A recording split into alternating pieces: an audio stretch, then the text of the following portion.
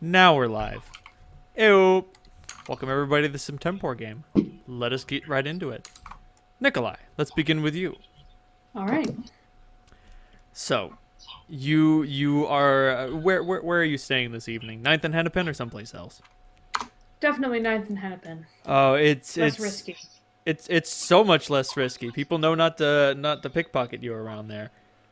I mean, most people, you know, don't try, but every once in a while someone tests their luck, and then you have to wake up and you're dazed and you gotta punch them in the face. It's a whole to do. It's a whole mess. No one wants that. I don't want that. The pickpockets don't want that. It's a bad deal for everyone. Um, as you rouse from your rest and order some food for breakfast, you get some scrambled eggs and meat. Don't ask too many I questions. don't question what kind of meat it is at this point. Good call. You've chosen wisely. As long as it doesn't give you the shakes, it's edible. Um, at which point there is a swift knock on the door of your flop house room.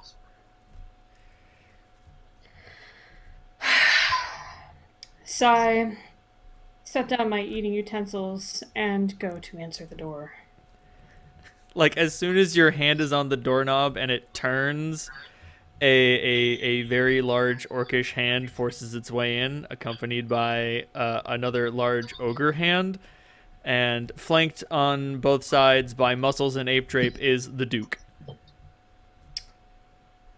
All right. Yeah, by all means, come into my room. Nikolai, Yes. good morning. No, Good morning to you. I see no reason to go into this dump. As a matter of fact, I think you'll be coming with us. All right. It's finally time for you to repay me that favor. Can I at least finish my meal? Yes, but do it quickly. What can I say? The secret that I've harbored for you has weighed down my heart, and finally that weight will be released. Oh, sounds good for both of us. Hate to trouble you further. I'm going to race to eat these eggs.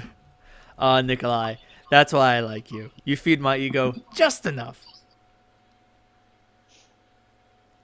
I All should right, I note. guess. I should note for those of Go whom ahead. who are unfamiliar with the Duke, he is his black hair is matted and mop on a matted mop on the top of his head. He has a pair of incredibly dusty and old and ill-maintained sunglasses.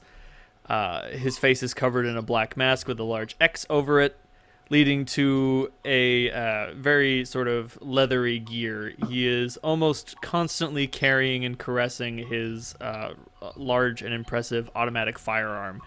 He calls it the killing machine. Um, his breeches and boots are tight and large. His two assistants, Muscles, the ogre. It's an ogre. There's not much to explain. Big guy, poorly dressed. He's not there to look good. And then Ape Drape on the other side. That's just his nickname. Obviously, that's not his real name. But the Duke could not remember his real name and just called him Ape Drape. As far as he's aware, the ogre's name was actually Muscles when he was hired. Um, Ape Drape's hair like falls into his face a lot, and he's usually knocking it out of the way. Like he's tried headbands, he's tried hats, he's tried everything except actually cutting and grooming his head. And no matter what, the hair just gravitates toward his face. They generally fight with their fists, although they are not too un. They've also been known to be comfortable with clubs and other dangerous blunt objects. In any event, you shove breakfast into your face. They lead All you right, I through. guess. Oop, what were you gonna say? Sling my shield over my back and my sword at my waist. I'm ready to go. Ah, yes, very, very, very impressive, very official, Nikolai. That's good. That's good. I'm gonna need you to make a good first impression, okay? All right. Or else we keep this going. And in addition, I'll be disappointed. You know what happens when I get disappointed. I'm sure I don't want to find out. Fantastic. He leads you through the city streets. Most of the District 4 residents give you a wide berth. Like, you know, there is filth. There are people. There are filth people. There are people filth. You've never. It is rare that you have had so much walking space at once. The only time you've been able to walk this freely is after an outbreak of some sort of contagion or in the immediate aftermath of some sort of riot. And to do so during broad daylight is nice. He leads you to his fortress of sorts. Oh man, I didn't name his fortress. Gotta have a sweet fortress name. Let's see if I can find a fortress name generator. I got a castle name generator. I'm gonna go a headquarters name generator. That exists, people. All right, so we got.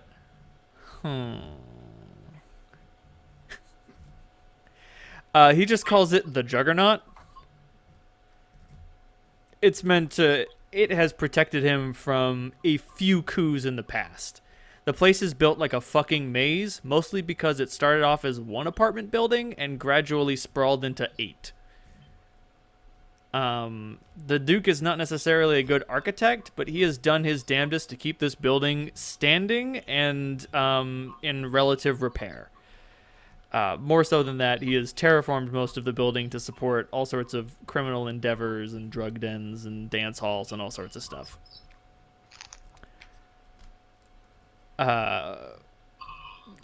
He leads you through a few hallways, one of which is flanked by rooms filled with people who can barely stand as they smoke something from a bizarre pipe and just sort of wander about in a complete and utter daze. Obviously, there's a tavern out at the front. He just, takes you into an area labeled, employees only.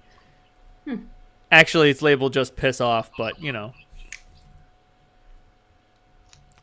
Someone's mother would be ashamed. Piss is spelled incorrectly. P-I-S. Not enough S's, pal.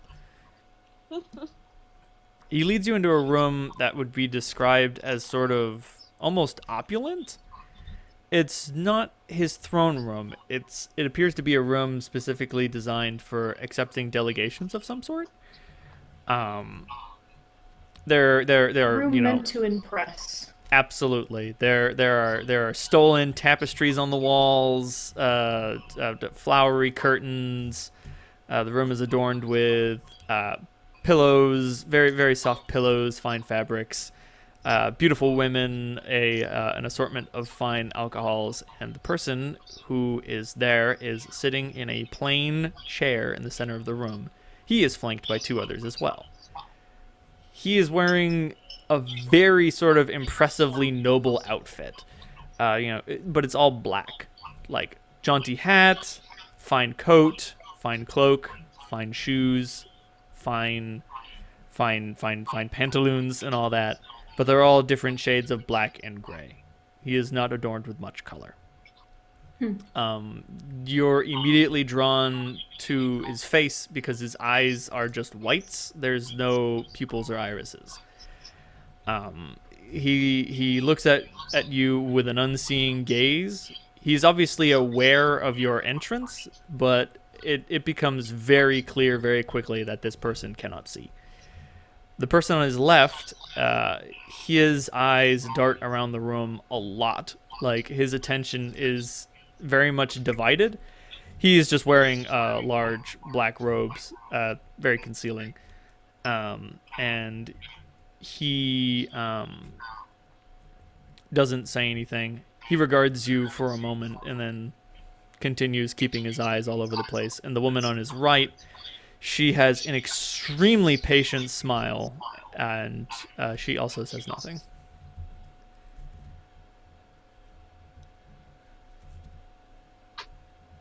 Duke, you may leave us, says the man in the center. The Duke obliges.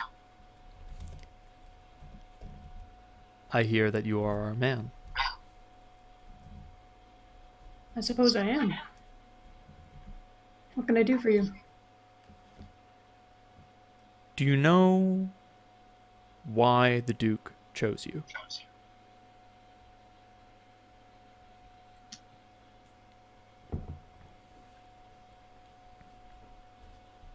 If by chose you mean giving me no other choice but to follow him. What's the sword hanging over your head? What's the nature and substance of it? I'd rather not get into it with a man I just met, if that's all right. No need. I don't need to know the specifics. Is it just a death threat? Is it something more ethereal? Something darker? Just a dime a dozen these days. Just some plain old blackmail? That'd be it. Very well then. Thing is, I owe him a favor, and I guess doing whatever you need is the favor. So, let's not waste each other's time. Fair enough. I need you to deliver this to District 3. The woman on his right opens up her cloak to reveal a rather large and impressive seamless black box. You need to bring this to... he names off some sort of... you need to take this to the Wind City mayoral office. You will meet someone else there who will help you take it someplace else. Easy enough. Then I don't believe we'll have a problem. I don't think we will either. Perfect. She comes forward and hands you the box. About how big is it? It's the size of a bread box. Okay. It's like about the size of a small microwave. When she leaves it in your hands, it has handles, and it is like covered in shackles and has handles on both sides. When you pick it up, it's lighter than you expected it to be. It only weighs about 7 pounds all told.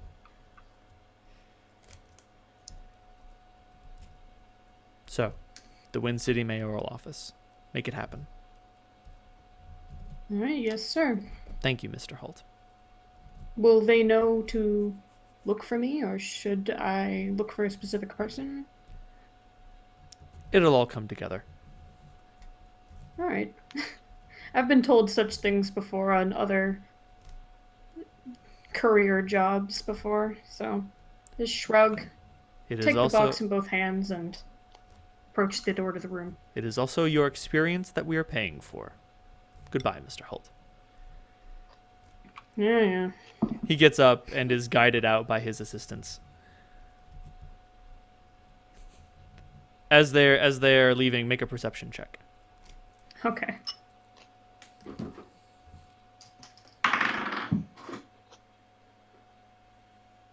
I got a 12. You got a 12? Man, those guys are weird. So where to, Nikolai? Guide my passage.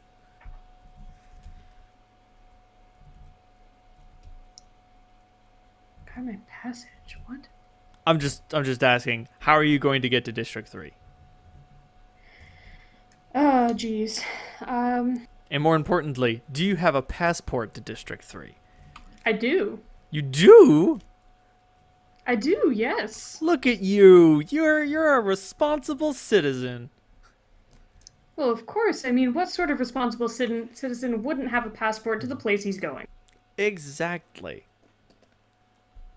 All right then. So It wasn't very easy to get, but I mean, it has your name spelt incorrectly. It might belong to someone. It's Nikolai with a K, and you're just like, are you Nikolai Holt? And you're like, yep, that's me. And they're like, all right, cool. Stamp it and move on. papers, please. Papers, please. You head out of the room, and you head out of the chamber. The Duke sees you out and like Make a sense motive check.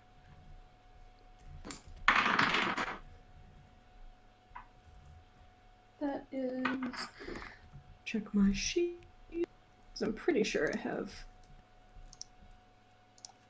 something here. Sense motive. Ha! I got a 6. Man, you think the Duke just took some uppers or something? He's probably excited to get paid. Yeah, whatever. On your way out, he gives you a fair toodaloo, Nikolai. Later, Duke. Hopefully never. Later. I mean, never. You say under your breath like an impudent child. Don't call me out like this. I'm gonna call you out every day of the week. So you head out. The trip to District 3 is largely routine. It takes you a couple days to walk it. Maybe like 6 days to get to Wind City, but overall there's nothing to report. Spend 6 gold pieces for food and lodgings along the way. It's a very popular road. There are dime a dozen taverns. Those are my favorite, though. You can meet some of the most interesting people. You stopped by the Alchemist and the Imp, the Artistic Wizard's Alehouse, the Bottle and Book, the Bottle and Wineskin, the Cheap Chant Bar, and the Club and Potion. The Club and Potion. That's a good one. That's a catchy name. Everybody wants to go to the Club and Potion. Nobody sticks around very long, though. But yeah, you are met by surly half orcs and happy halflings and humans keeping to their own business. The occasional elf, the occasional half elf. They usually don't come this far south. They live in Armstrong to the northwest, beyond the mountains, beyond the graveyard, the great graveyard. You don't get accosted or molested by anyone or anything. You're just an anonymous traveler, rather well armed. Probably best not to approach it, You approach Wind City, Wind City, the bustling metropolis. It's different than the World Bazaar. Mostly insofar as someone planned this city in advance, and as such, there is not filth, grime, and the impoverished all over the place. I mean, obviously, there are a few beggars. There are guards, but the guards have an actual uniform. They don't just have a badge or a sash or something. Most of the people are well dressed. You can walk around here. It seems like the sort of place that you could walk around during the night and not have to worry too much about something going wrong. Whereas the World Bazaar, you can walk around out in broad daylight and something could go horrible. It's part of its charm, though. It definitely is. It wouldn't be the World Bazaar without it. These people have grown soft and decadent, ripe for the taking. No. You draw your sword. You put on your robe and wizard hat. I do not do these things. What? No. Oh, it's a pity I can't order you to do things. Got it. Dominate you. I need more dominates. Oh God, brilliant! I'll just dominate the party and play the game myself. Perfect. No. That sounds like something the worst GM has done. I bet that it has been done. Someone's got What, to is there have another done it. intelligent blade in there or something? Please. What was that? What? Dave What? popped in and then popped back out. Oh, Alexa decided to talk at the same time I did. Sorry, for a second there, Ronald, I thought there was another intelligent blade in play. No. Goodness no. Dominate wielder. All right, whatever you say, sword. Oh I man, thirst for blood. No. give it to me. Stop talking. Start killing. So where is the mayoral office? It's pretty big. It's pretty obvious to see. It's a very large, sort of opulent palace. Unlike the other districts, District 3 actually has a like quasi-democratic system. Very, very, very, very republic. It's got like senators and governors, and there's a prime minister, and then that's like one facet of the government, and then there are a group of monks who are spiritual and religious and intellectual advisors, and then there are the holy guard who keep the denizens of the graveyard at bay, and also provide, military support when crackdowns are needed. Hey, even It's like when a night and day difference between this and the World Bazaar. oh god, yes. Like even Wind City has faced some pretty fierce food riots during some pretty bad famines. But for the most part, this place is very, very orderly and very well put together. You stick out quite a bit. All the more reason to accomplish my task with haste. Exactly. And now let's move to Clementine. Well, hello. So Clementine, you were similarly coerced by a fast-talking politician of some variety, Oh, yeah. and you were forced politically and financially to go to Wind City. Just a little bit of community service and then back to the homestead. That's what they all say. I hope. As you approach the mayoral office, you have so the noble brings you into his carriage. The carriage brings you to Wind City. He gives you a letter and says simply, "Take this to someone at the mayoral office. They'll point you in the right direction, okay?" Easy enough. Good. Does Toby ride in the carriage? No, Hopi has to walk alongside it. Oh. Poor I jump out Toby. of the carriage and immediately give Toby an apologetic snuggle. Toby, Toby is fine. Like, you snuggle him and he's like, "Oh, this is nice." Unnecessary, but nice. Thank you.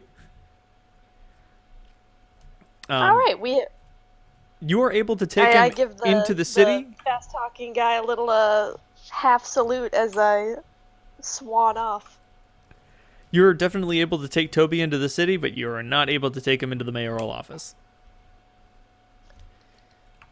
All right. No causing trouble, buddy. We should note Toby is a goat. He is a good goat. Like Boy. Toby Yes. stands near the stables and he's just hanging out, being a goat. Just chilling, doing his goat thing. Is he gruff? He can get pretty fucking gruff. He can get gruff when the situation calls for it, but he mostly just looks like a fat, dumb goat. God damn it. He is a good boy and a big boy. Riding goat. Cloud goat ranger? Anyway, so So I enter the mayoral office. the mayoral office is filled with clerks. They're everywhere. They're all over the goddamn place. Filling out paperwork, scribing things, all that good stuff. The mayoral office is also adjacent to the monk's library, so if you wanted to visit Alexander before you depart, although perhaps Lovely. getting him involved in this might be dangerous. Yeah, I don't want to get him involved, but I may go in and say hey, just to say hey. Alexander, I need to bring you in on I this. look at oh no, my, now I'm a target for assassination. Oh no. Brr. I look at my letter to see if it has a little address, like where in the mayoral office I should bring it. It does not. It just has a very important looking seal on it. The good old wax seal inscribed with a signet ring. Ooh, neat. The signet ring is nothing in particular. It's just a fancy swirl of indentations. Seems pretty fitting for the lord that brought me here. Pretty, not much substance. Oh man, you figured him out. There are some halfling-sized desks. Alternatively, you may have to leap to be seen in front of a table. That's all right. I'm used to navigating the world of the big folk. Strangely enough, it's almost easier when you're small. Exactly. In any event, what you People do. tend to want to help you. I head up to one of the cloaks deliberately out. One of the larger clerks. Right. And hold up my letter and say, "Hello." So the clerk that you walk up to is an orc who is clearly having some sort of trouble at this job. Perhaps he was not suited for the life of a clerk, but you get this distinct impression that like his parents sent him to school to learn how to read, and like when you have the power of literacy, you become a clerk. That's just what you do. But this orc is in a little over his head. And he looks down at you and he's like, "Oh, hi. Can I help you?" I have a letter to deliver. Ooh, well, let me see that. And I hand it up to him. Take your time. He reaches down, picks it up, opens it up, takes the paper out of it, reads the paper. Aren't you a little young for doing something like this? Are you sure? Sorry, you cut out for a second there. What'd you say? Sorry. Aren't you a little young to be doing something like this? Should your parents be delivering this instead? Oh, I'm an apprentice. Oh. It's my first day. What? And I give him my biggest smile. Make a diplomacy check. Would it be diplomacy or bluff? Whichever you prefer. Let's see. It's a little bit of both, so you can choose. Yeah, she's doing bluff. I got a 20, not a nat 20, but 17 plus 3, so 20. Total of a 20. So he looks at you, looks at the letter, and says, "All right, follow me quickly, please." I follow him as fast as my little halfling legs can carry me. He has to slow down a little bit in order to accommodate your slow speed. He takes you through a few different halls until he arrives at a study of some sort, and there is a man sitting in a plain chair flanked by two black-cloaked figures. "Sir, I think this person is here to see you?" And he says... I give a wave. And he says... He looks in your general direction, but then tilts his head for a second. Yes, I believe so. If she has the letter, then she's the person who means to come here. Please. Well, leave us. I'm just delivering the letter. No. Like, he instructs the orc to leave. Like, he dismisses him with a gesture of his hand, and the orc is fucking out of there. Oh. No. You don't understand. Have a good day. The letter is an introduction. You weren't delivering the letter. You were delivering yourself.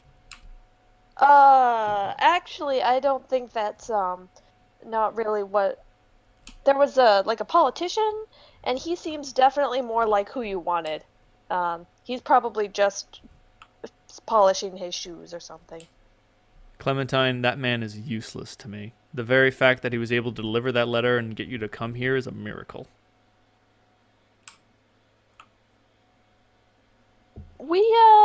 I think we agree there. The Creator is working his hardest to allow this to occur. Which lends credence to the fact that I am right. Okay. In any event, if Clementine is now very out of her element. you're out of your element, Donnie. Shut the hell up. In any event, if you want your farm to remain in your hands, by the time... Never mind. If you want the farm to remain in your hands, then you will have to do me a rather considerable service. This is an awful lot of work for a misplaced Helgak. Isn't it? In any event, a man is coming here soon.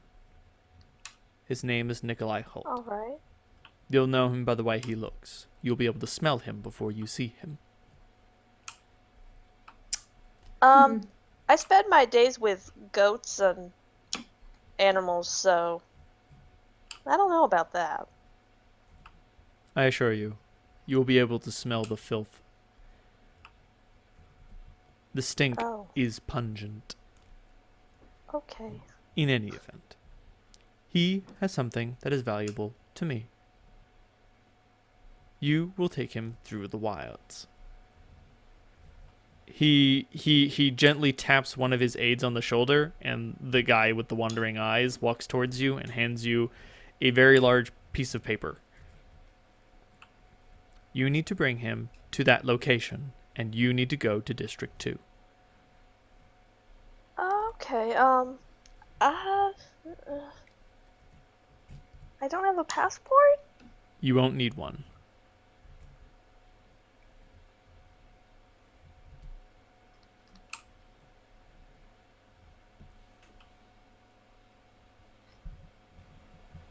Is there a problem? Sorry, did you say something? You cut out. Sorry. Let me up the gain a little bit. There we go. You won't need a passport the way you're going. Oh boy. Alright. I'd like to look at the piece of paper. It is a map.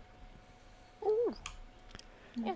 It's a rudimentary map of District 3 and District 2, and there is a section of the wall through a forested area that is marked with a large X.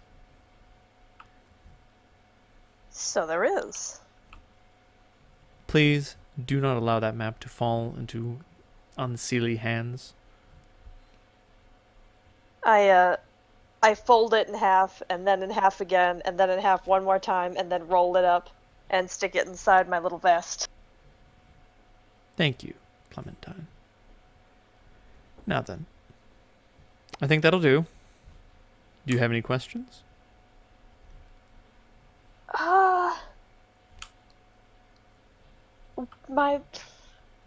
Would you answer any questions that I asked? Depends on what you ask.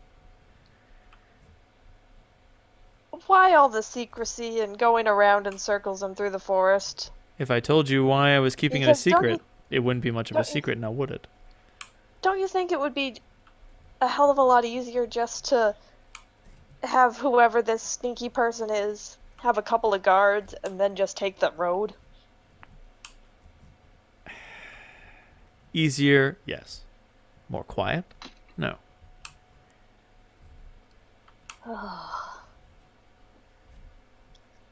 Gotcha. Oh.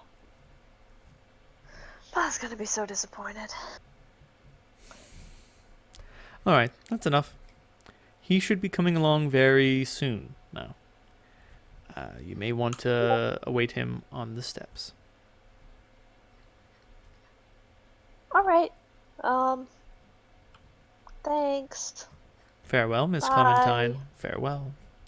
He says, wandering off down a hall flanked by his 2 assistants. Clementine, now what you do? Oh boy. I head off to the steps and sit down with my sniffing nose ready.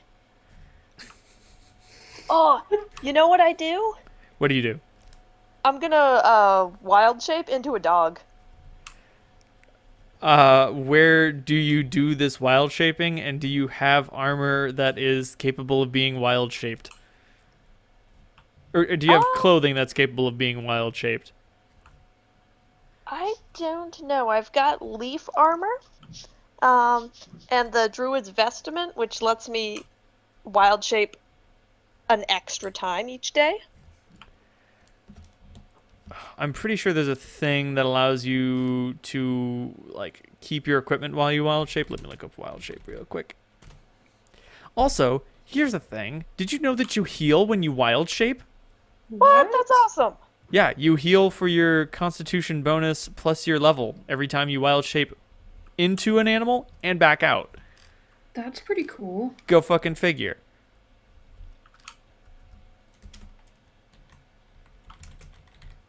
Bop. There we go. Turn yourself into a small animal. Loses the ability to speak.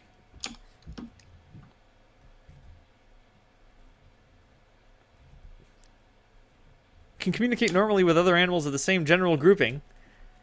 Always useful. Functions like beast shape. Let's look up beast shape.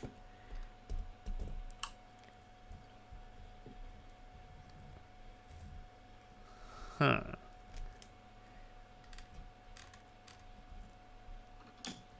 It 'Cause, does like, not if I include any don't information. have equipment, I can just try and put my clothes in my backpack. I was about to say, like, the difficulty is just finding a place to strip and a place to put your belongings. Then again, that's what Toby is for. Exactly. Perfect. He is a good boy. So presumably you go into the stables, put all your shit on Yep. Toby, turn into a dog. And now you are a That's me. dog accompanied by a goat walking through the city streets. People give you weird looks. That being said, now that you have the scent ability, make a scent-based perception check with a +2 circumstance nose bonus. So an 18 plus my perception, which is 25, 27. Jesus Christ. So you raise your nose to the sky and you smell a very dirty man. You follow the trail of this terrible, terrible scent to... He looks like a mercenary? Like, straight up. This like, you put out a call for... excuse me, I would like to hire a sword to kill people whom I do not like. And, like, this guy would be first in line to be like, yeah, sure, I'll do it. I'm down to clown till I'm dead in the ground. Oh, God. It's the adventures of dog and goat. Holy fuck.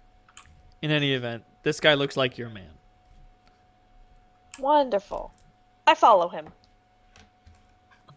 Nikolai, where do you go? I'm heading up to the mayoral office. Also, make a perception check. Okay. Do.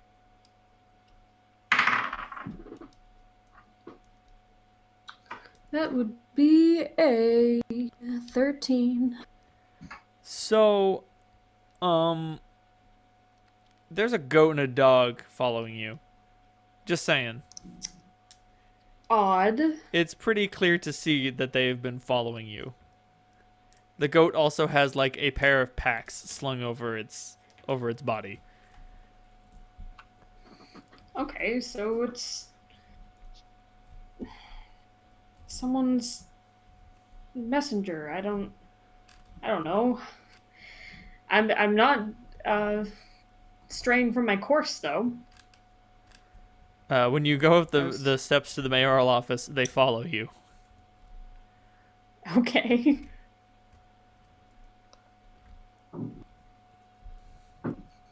Clementine, what you do? I nudge Toby with my puppy nose and point over to the stables to indicate he should stay here. He does so. And I'm gonna try and follow Holton. So Holt, you walk into the office. As I said, tons of clerks, much business. Wow. Is there a waiting room? There is. I'm gonna go sit in it or stand in it. I don't know how crowded it is. Standing room only today. All right. It's Thursday or whatever. Clementine dog sits patiently next to you. What the? You have I acquired give you a a little dog. nudge with my boot. Like, go away. I will not be moved.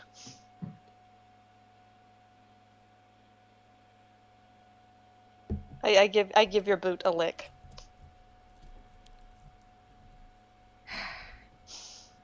Sort of start tapping my foot impatiently. Could you not? Could you? The dog can't not, as a matter of fact. I'm more worried that dogs aren't allowed here, and I'm going to like blow my cover to whoever's looking for me. Speaking of, someone in an official uniform comes up to you. It's black and yellow, very much like a bee. Like the pauldrons are any place where there is armor is black, and all of the intervening areas are yellow.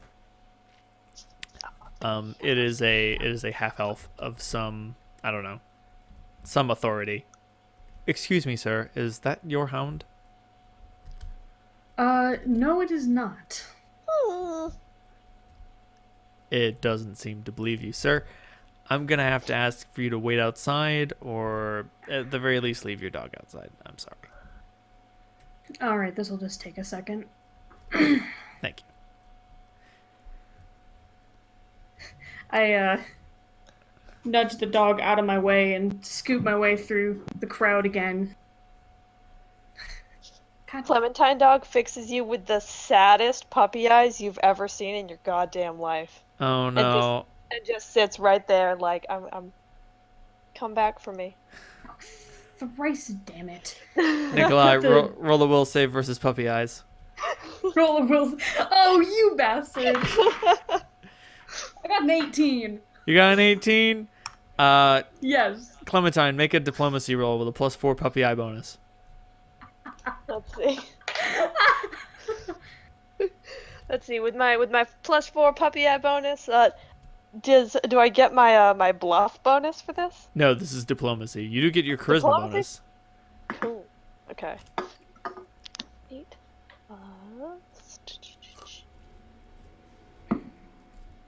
So 14. 14? Well, Nikolai, you're able to resist most of the puppy dog eye charms, but oh God, you need to do something with this dog. All right. You don't know what it wants. Put the chest under one arm, elbow my way past a couple of bureaucrats, and gently grab the dog kind of by the scruff to, like, bring it along with me to the door. Like, come on. Like, it doesn't have a collar, right? Nope. Does not have a collar. Yeah. So bring the dog with me to the door. The dog goes along with you. You might trip over it because she's following so close. It's like a So you're on the steps. You have a dog. fucking thing. Okay. You. Miff! So Clementine is a golden retriever right now, and golden retrievers have very soft mouths. So she very gently takes your sleeve or the side of your shirt or whatever I'm wearing a dangly piece of cloak. cloak, and pulls you to the stables for a minute. You're being pulled to the Okay. stables. Many a fantastic evening started allow this it. way. Many a horrible evening also started this way. It's a 50-50 chance, and I've had worse odds. I'll go.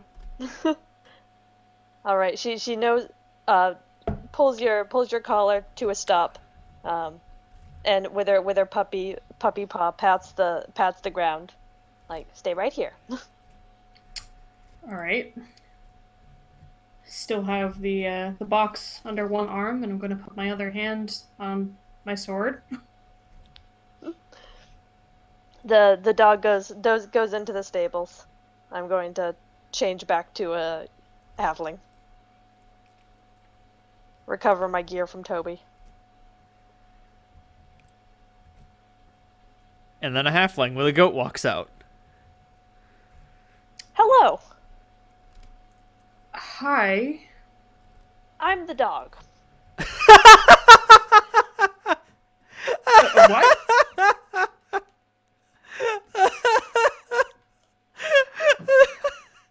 Listen, I don't know what you think. I'm just gonna back away slowly No, and it's pretend I didn't. no. Wait, we're okay. Can I explain? I'll give you 60 seconds. I'm Clementine. She holds out her tiny halfling hand to shake. I don't shake your hand. Oh, she sadly lowers her hand. And I am working for the same man you're working for. All right. I'm Holt. I'm not your friend, and I don't know what you think, but I'm gonna go back to the mayoral office and, yeah. You're going to the mayoral office to look for me.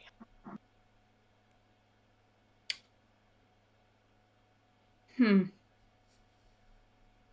I show you something? Okay. Clementine produces the map, opens it up.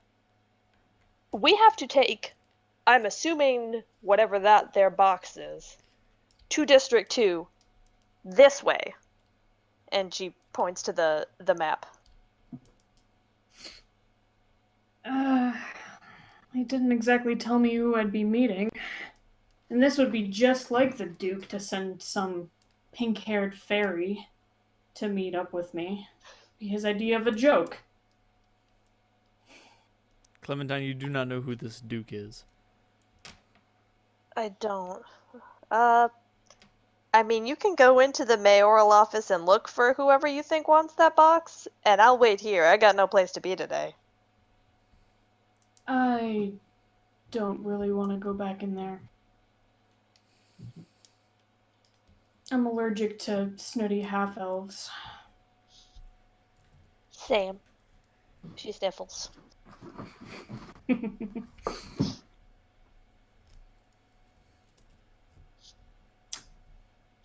I don't think I have a reason not to trust you. Is this the face of a girl who would lie to you? I've seen prettier faces that have lied to me, but...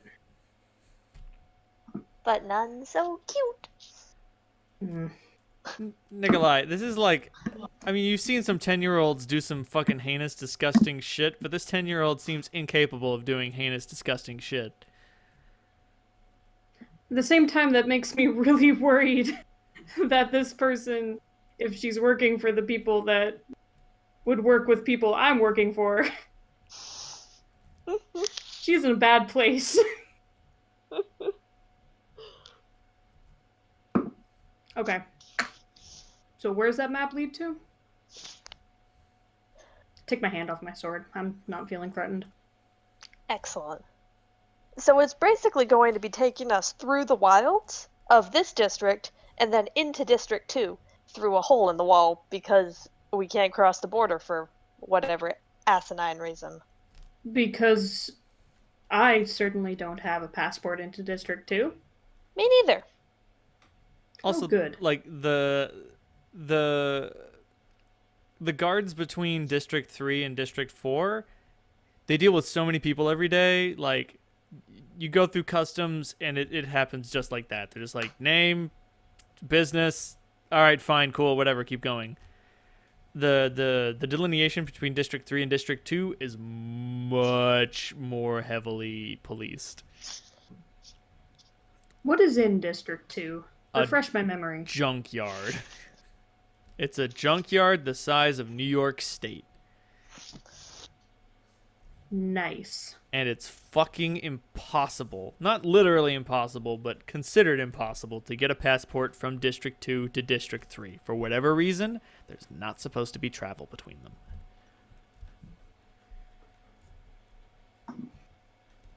Politicians and local leaders have fought to free District 2, but for the most part, their cries fall on deaf ears. No one gives a shit.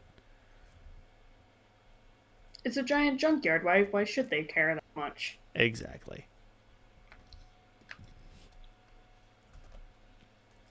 Did whoever gave you that map, did they say who we're meeting in District 2?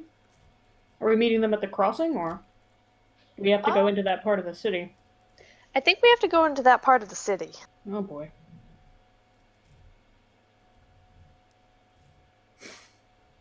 Yeah. Did you put a time constraint on it? Not explicitly, but definitely, I mean, I don't want this hanging over my head any longer than I have to. I have, like, land to take care of.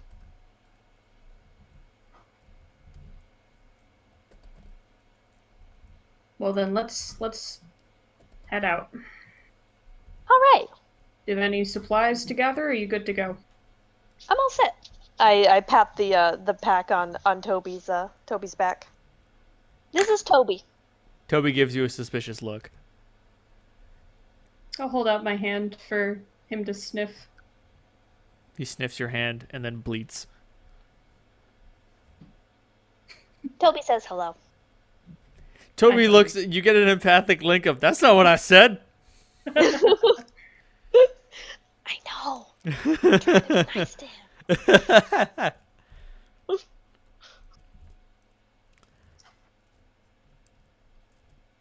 And do you two continue to the spot on the map? Yes. Got it. Oh, Salandra, it's time. I'm so excited. Oh my. So, you receive a message from some... Don't tell me it's from the mayor. Ugh. Oh, it's from fucking Mayor. Some bright-eyed urchin brings you a letter and says, like, he knows you. Like, you're pretty well known around District 2. You know, people generally tend to notice you where you go. And, like, he's very anxious, and he's like, Mayor wants you. What the fuck? Oh, gee. All right. Tell him I'll be there eventually.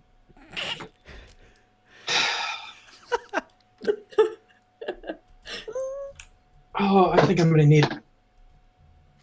Yeah, I'm definitely gonna need a cigarette or two before I can function enough to even think about heading in that direction.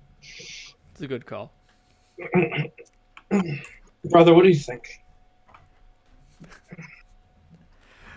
Brother is excited? Seriously? All right. It shakes in its I'll- scabbard for just a short second. I'll make my way there slowly. Do you even look at what's in the letter? I guess I'll glance at it. You open it up, and written in, like, the fanciest handwriting you've ever seen. It's just like, you are cordially invited, and that's as far as you get before you just dismiss it. I toss it into the fire. Nice. So you spend some time wandering through Oasis, smoking a butt. No, like I said, she prefers. She's more of a tobacco smoker. She likes ups rather than downs. Oh, pardon me. Mm-hmm. I mean, and definitely, she probably got like 2 hours of sleep the night before. So, if there was coffee available, then she'd be up for that. Uncle's always got a little bit of coffee on hand for those willing to pay. He sells it on the cheap, payment though. part that I'm worried about. He sells it on the cheap, and you're pretty sure he waters it down, but that's just to make it go around. I probably do need a new gig. Oh, Jesus. Sorry, drop my fidget. The city streets of Oasis are... Oasis is a city made out of junk. There are lots of streets that are the roofs of other people's houses. So if I can, like, just fly in through an upper story window and be sitting in a chair when he walks into a room, that would be entertaining. So. You see Mayor's Mansion. You begin to sort of like fly into one of the windows, and one of Grubb's repurposed golems looks up at you and says, "Excuse me, ma'am, you're not allowed to." Okay. Grub. The golems are generally very polite, but they're also kind of pushovers. They're meant to sort of enforce the peace, which is ultimately unnecessary. These people are sticking together for survival, so there is a definite solidarity in Oasis that makes the sort of work golems presence as peacekeepers ultimately unnecessary, but Mayor likes to keep them around. Makes him feel important. When you fly in the window, you are met by the fellows in black. How could he have a mansion in this place? It's insulting. Isn't it? Says the man sitting in the plain chair in the middle of the room. Flanked by... Is that Mayor? No. Mayor is a little... Mayor likes to put on airs. He's got a great big sash labeled Mayor. He's balding, and he generally wears plain clothes apart from the sash. The person who is sitting here looks much more official, much more impressive, like maybe an actual noble from somewhere. It's the figures in black from before. Figures in black from before. I think I might have missed something.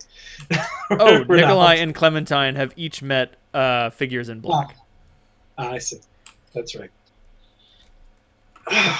And when you comment the nerve of this guy for having a mansion, the one who is obviously and evidently blind pipes up and says, "Isn't it?"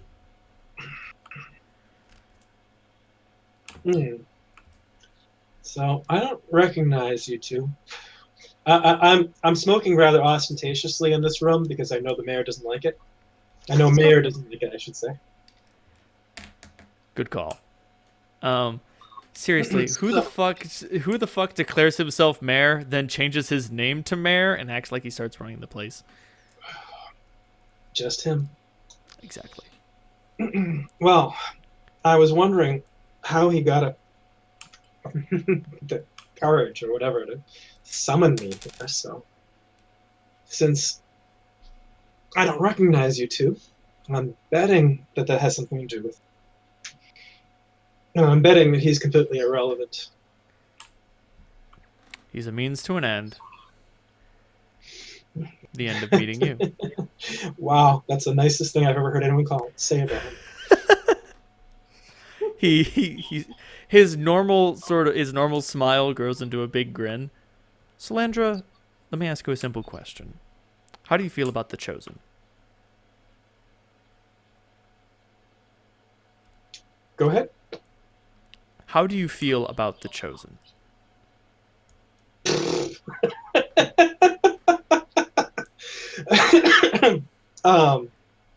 Well, I'm guessing that you have a pretty good idea since you're here.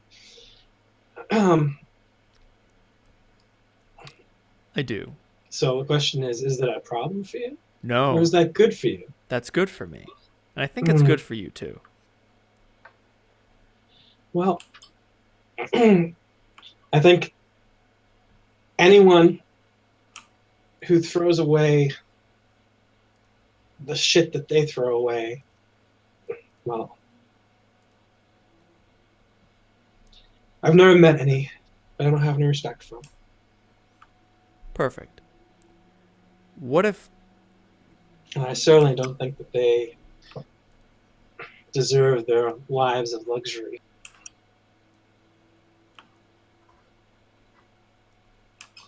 So why is that important to you? I'm giving you an opportunity to strike back at the Chosen.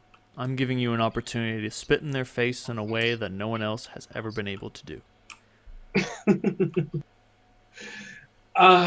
Well, I have opinions about them, but I mean, basically, this is the type of thing where my opinions don't feed me, don't feed the people here. So, is there an offer somewhere in this? I'm offering you the power to spit in their faces, but if you want to try to ring me for something else, you're more than welcome to try. All right, tell me the story. I burnt the letter, so I don't really know what the hell was on it. That was just an invitation here. Sorry, I thought it was from there. All I need you to do is escort 2 people who are coming from District 3 here to Grubb's workshop. I mean,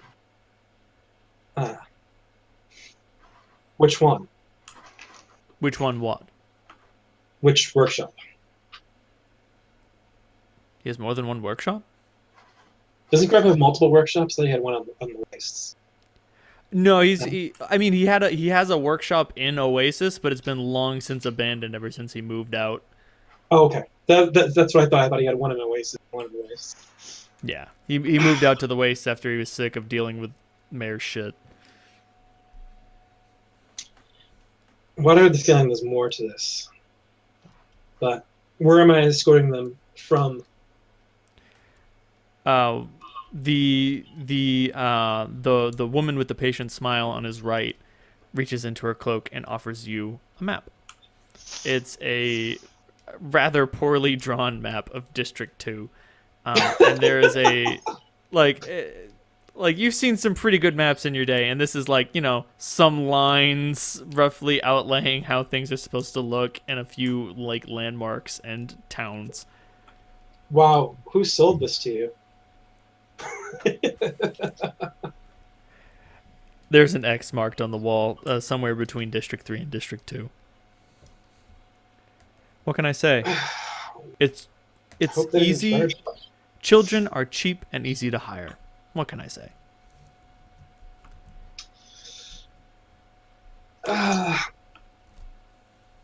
And so how does this spit in the face of the Chosen? You'll see when you get to Grubb's workshop. He'll figure everything out. Brother is definitely dubious of this person. It expresses that mistrust is not in a not necessarily that this person is antagonistic. It has its senses. Brother has his ways, but brother is definitely. He doesn't think that this guy is totally on the level, but can't quite put his blade on what. So, but by the way, half the time when Sala asks brother for his opinion, it's to freak people out, even more so than get the opinion. So. The worst part is when brother is totally wrong about something. Has happened in the past. Dear God, he kept you up for 48 hours straight because he smelled something. Yeah, his senses are a little bit unreliable, lacking most of the general organs required. So.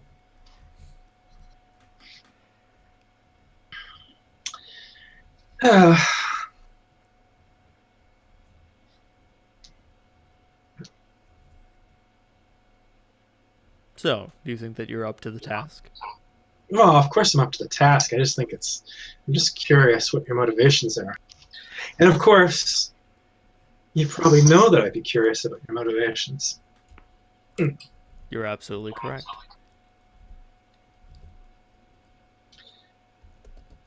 How do I know you're not working for the Chosen? I'll admit, you don't. But you know that they don't do things like this. They don't have workarounds. They don't. If they wanted something, they'd just do it. Yeah, that's true. It's so much more convenient having something I can spit in the face of here. But, oh, what the fuck. I look at the map. I think I can figure it out. You can basically figure it out. It's not great though.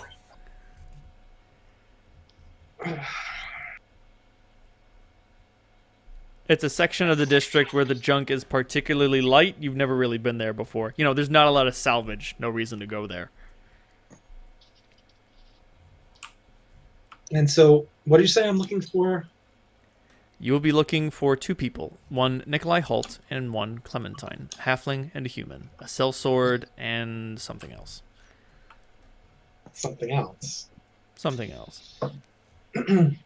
So, halfling sellsword, I presume. You're good, Salandra. I think you might be as good as you think you are.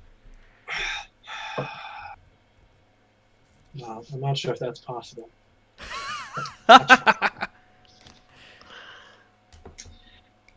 Uh, okay.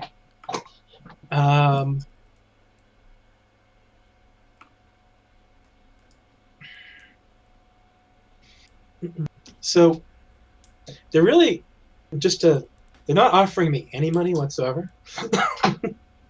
No, not really. I mean, if you'd like some money, I think that can be arranged. Nah. All right. Well, I'm having a few cash flow problems at the moment, so that would be helpful. All right. Very well then.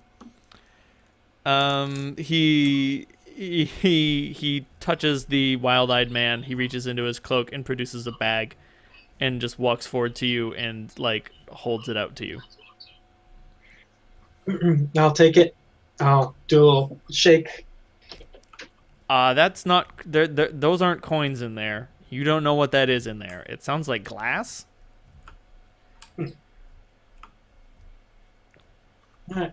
I'm curious, so I'll just open it up. When you look inside, it looks like there are 10 small, glistening white chunks of salt. Wait, what? White chunks of salt. Oh, salt's valuable here, isn't it? But, like, roll appraise? Make an appraise roll.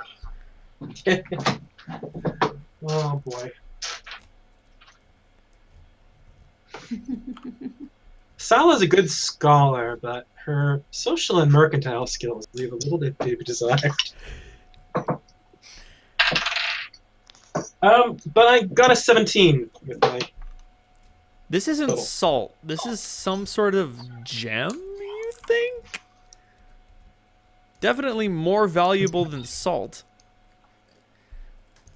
Although what they are, you have no idea. You've never seen these before. Well, Sala hates looking stupid, so she'll just say, I suppose that will do. Perfect. And hates the fact that she probably is being stupid, so annoying. Pardon me. Me and my associates have other meetings. Thank you very much.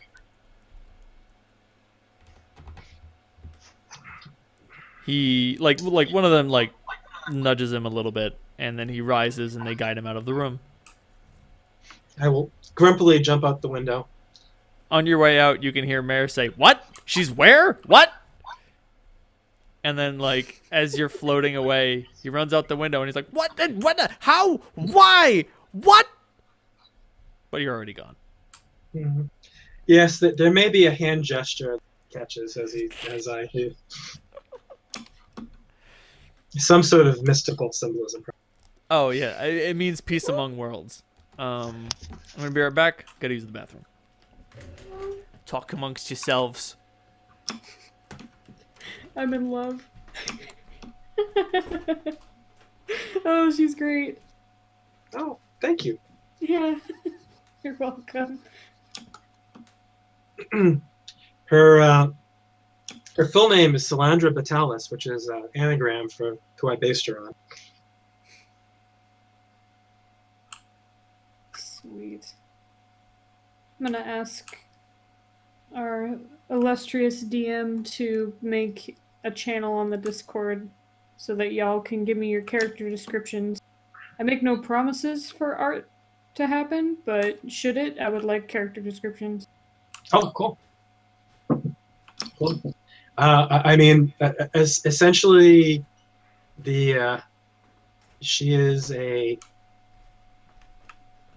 intellectual atheist punk elf. All of my favorite things. All right, I am back. Welcome back. Welcome back.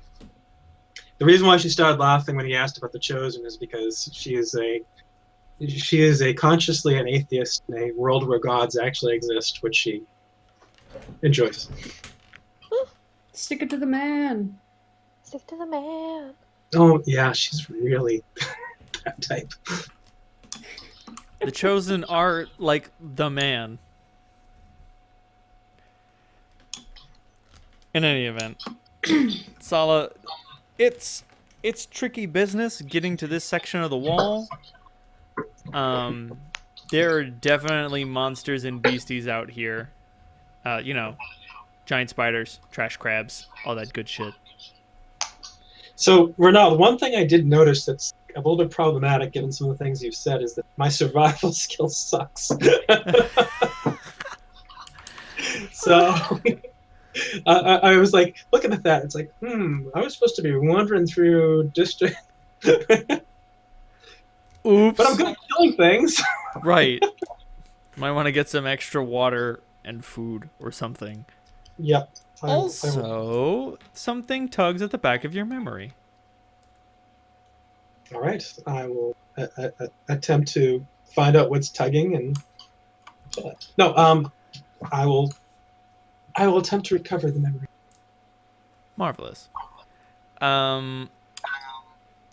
Like brother tries to give you a hand, like you're sussing it out like a word that you can't remember. It's just like Auntie said Auntie. Oh, it has something to do with Auntie. Ah, fuck. It's in my pack. What is it?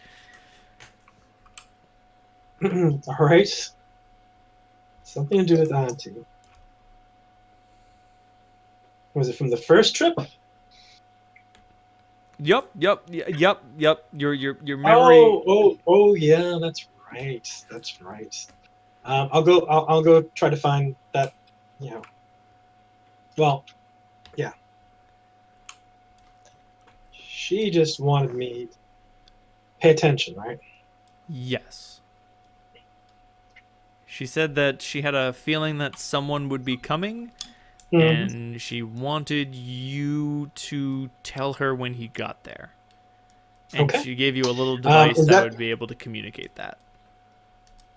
Oh, that's right. Sorry, Ronald. It's all good.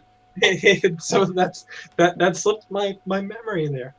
Okay, yes. I will get back to my flop, and before I go and try to find. Oh, when am I supposed to be finding these two losers?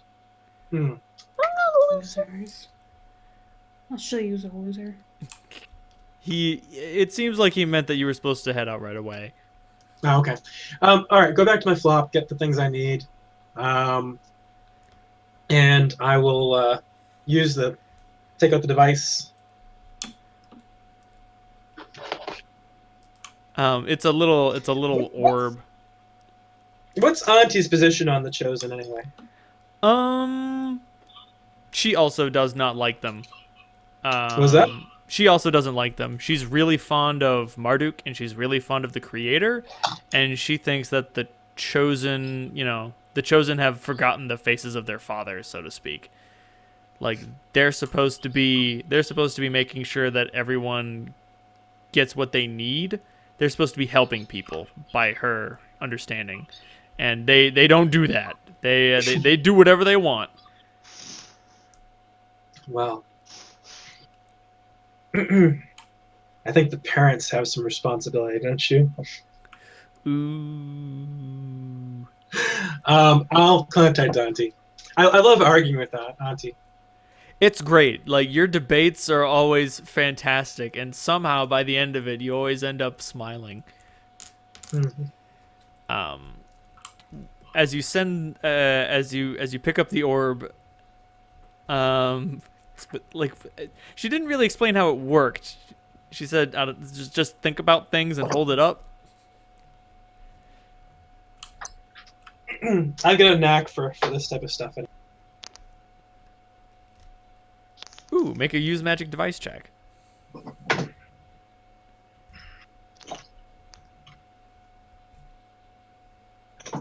Like, as an elf, I get an additional +2. Sweet elf bonus. Modified 16.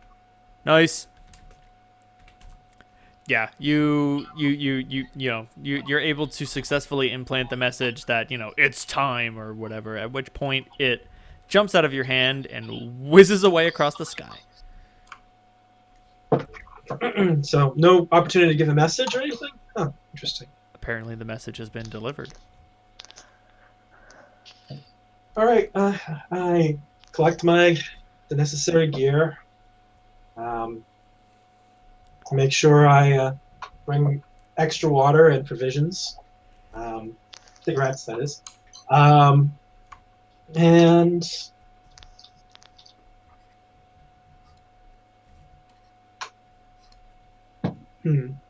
just wondering if I can use my brand cantrip to light cigarettes. It'd be funny. All right. I would say so. Hold up finger to cigarette. Eject flame. Being an elf rocks.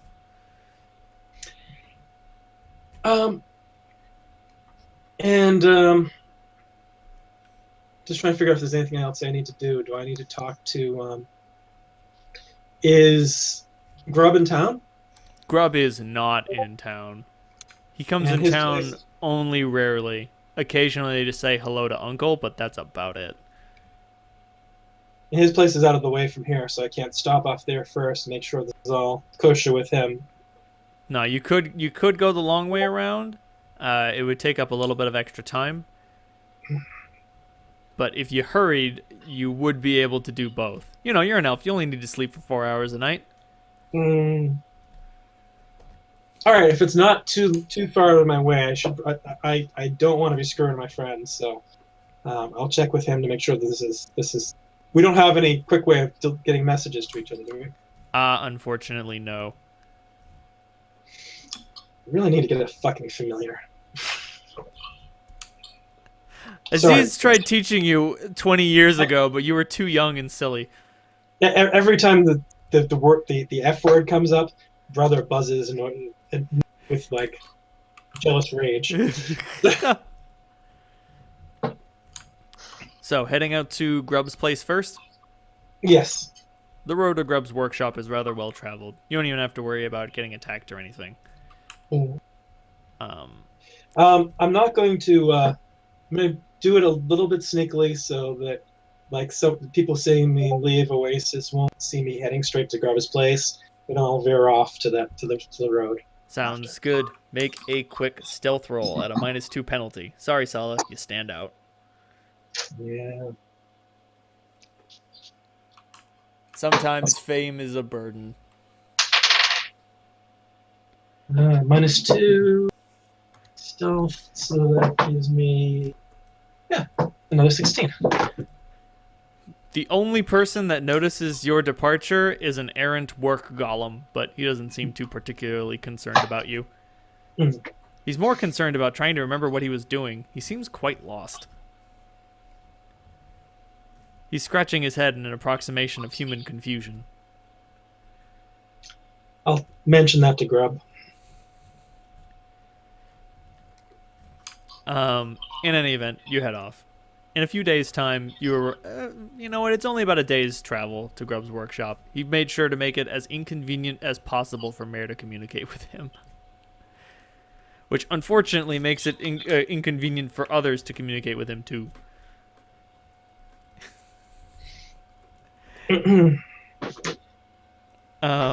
So Grub's workshop. When I get to.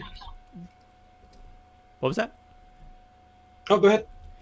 When you get to Grub's workshop, the door is closed and locked. That's generally not the case. He only locks it at night.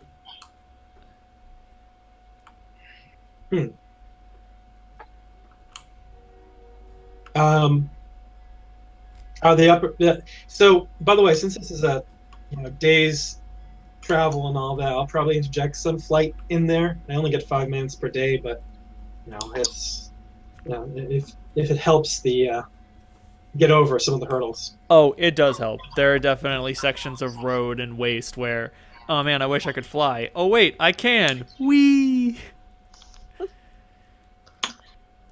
So when I get to Grub's, it's probably going to be like going up to if his door's closed, I'm going to check to see if any of the windows are open. There are no windows on the ground level. any of the upper floor windows open? Yes, one of them is.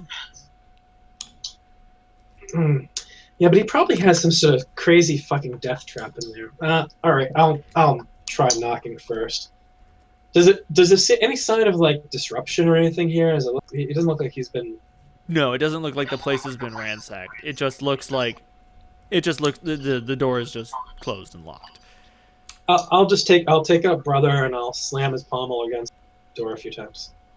I've got dainty little elf fists. Doesn't. A voice crackles to life. What's the password? Fuck you. Shit, Sala. Sorry. Give me a second. And something makes a noise, at which point the door swings open a bit. Fucking password? Where did that come from? Hey, Grub, how you doing? Yeah, Grub rushes down the stairs. He was on the upper level of his workshop. He is just wearing his pants. He's not wearing his shirt. The lab is in the workshop is in a state of disarray. I mean, it usually is. He's the kind of guy who's like, no, I got a system, you know? Just like everything's in its place and every place has its things. But this time, it looks a little bit more I disheveled than visualize usual. Grub as being very pale, being kind of skinny and bony, and not hairy at all. Is that correct? You are absolutely correct. He also has a black mohawk. Does he have any tattoos? He does not. Oh, we'll have to do something about that. Okay.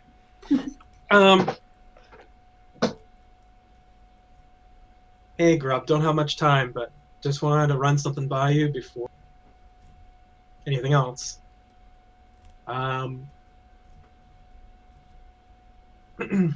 Yeah, sure. You okay? Yeah, I'm fine. I'm fine. Make a sense motive roll. Since when do you close your fucking door? All right. So I had these strange people working out of Mayor's house for some ungodly reason, but they gave me a gig. But before I do it, I wanted to make sure it was okay with me. I have to move fast because this was a little bit of a detour. But they want me to bring two people, some human and a halfling, to come visit you. For some unknown reason, I believe they're delivering some sort of package. Now, is this okay with you? Or is this something where I should go back and kill him? His voice his appearance betrays obvious excitement, and he's like, "Oh, yeah, I think that should be fine." Okay. Well, I just want to make sure I take the trip because just in case they're coming here to kill you. Yeah. Don't want that to happen. Thanks. Don't worry, Sala. But you seem excited about this. That means you know more about this than I do. Which means you're gonna fucking tell me what's going on. I'll tell you what I know when I get the thing, okay, man? I don't even know what I'm getting, you know what I mean? Just like fucking apples from heaven and shit. But who are these dudes? I have no idea, man. Dude is a little bit extreme. No, never mind. It's something about the way Grub talks. It's infectious. They come up to me, and this dude starts petting Runner, and he's all cool with them. Runner looks up appreciatively from his little squat. It's really weird that Runner has a bed, especially considering he is a techmaturgical dog. Oh yeah, Runner. Made a dog golem and gave it a bed. Whatever. Who cares? Grub's a weirdo. I give Runner a wave. Its eyes like flash, and its mouth opens, revealing a sort of happy green glow, and then it goes back to sort of snoozing. If it's capable. For some reason, Brother really likes Runner, but I haven't figured that one out. Weird. So this guy comes in, he's petting Runner, and he's just totally cool, man. And he tells me, Grub, there are golden opportunities in this world, man, and you can't let them pass you by. I'm gonna give you one of those golden opportunities. You don't even gotta do nothing for me. And I'm a little suspicious at first, and I'm like, do you really mean nothing? And he's like, accepting This gift is all the payment I require. And I was like, cool. Okay. And he just said that he was going to have some tough dudes bring some shit by.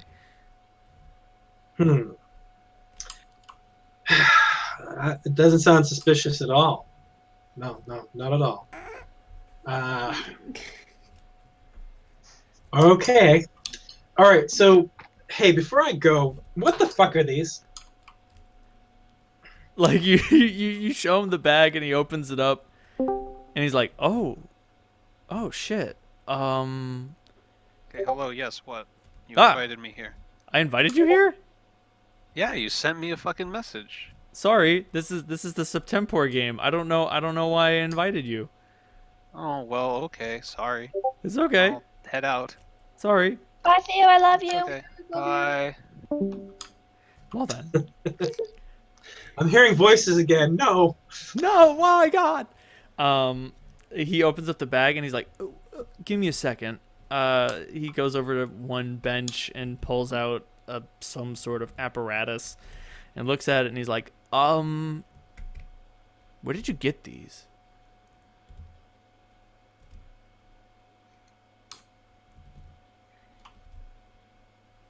I know they're not salt.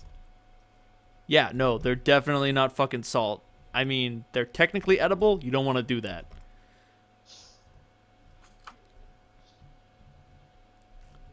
These things are astral diamonds.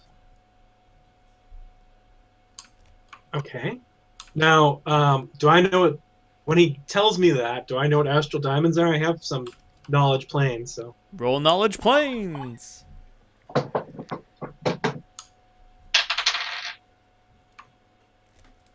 And for that one, let's see, 21. 21. You now recognize them as astral diamonds from the astral plane. They are precious stones from another plane of existence. They are Okay, generally well, this is worth about- 100 gold pieces apiece.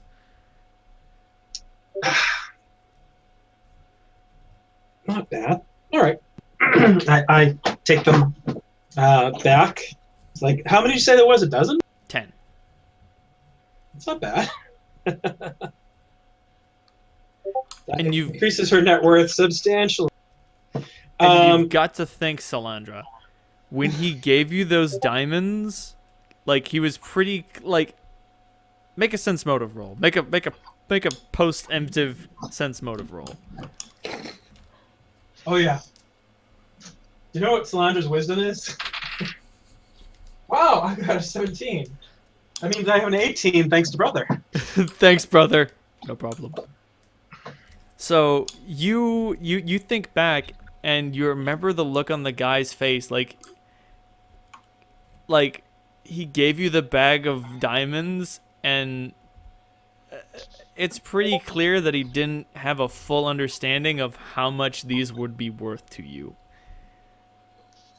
Well, Like- that's Like he was like, I had no idea what they were worth either. That's very interesting. he was like, here's a pile of money. Is this enough? Hmm. It means their resources are very deep. So Anyway. there's more we can get out of them, probably. Oh, grub, this is it. I don't know. Golden opportunity. A Golden lot of- opportunity. A lot of potential here, but a lot of potential for us to get screwed too.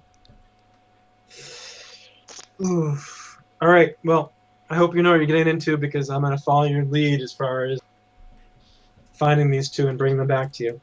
I should head out now because they're probably already waiting.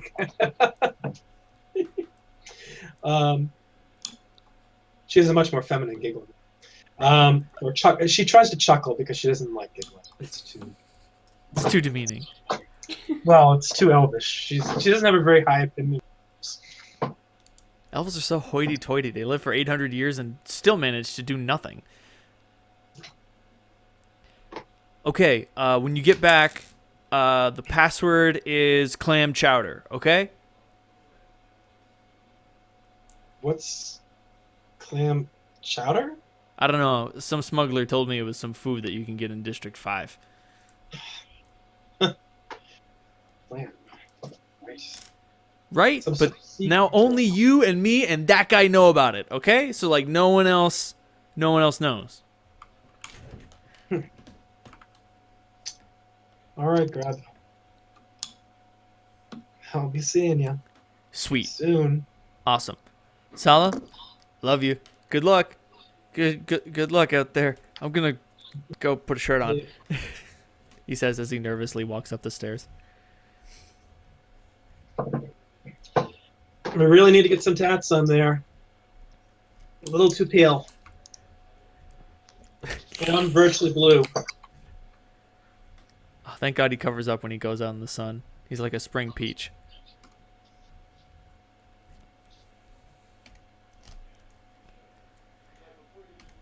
All right. I move post haste towards where I think I'm supposed to be. Fantastic. Meanwhile, Nikolai, Clementine, you are going through the wilds. Wonderful. Clementine, make a knowledge, nature, and survival roll. Oh, you got it. Ugh. As I am doing this, I'm going to be asking Holt a lot of earnest but perhaps invasive questions about his life. Oh boy. Okay, so my first one is going to be a knowledge nature roll, which gives me a 13. And a survival check, which gives me a 21. What was the knowledge, nature roll? The knowledge nature roll gave me a 14. Nice. Yeah, the going through the wild is pretty easy. You're able to avoid a marauding swarm of giant bees. Bees! No, don't chase those. Like you've got to understand the District 3 hell wasps are the size of your fist. They make those Japanese hornets look like fucking children. I'm just teasing. We're not going near the giant bees. Bees. And you know, you really know your way around this place. This is your backyard basically. Oh yeah, easy. Easy. Nikolai is a little beleaguered. He's walking around and there's all this heavy armor. Yeah. Mr. Nikolai, where are you from? You don't want to know where I'm from. Why not? Trying to not trip over tree roots. I'm from District 6, okay? We don't really talk about District 6. Okay. Did you come to District 3 from District 6?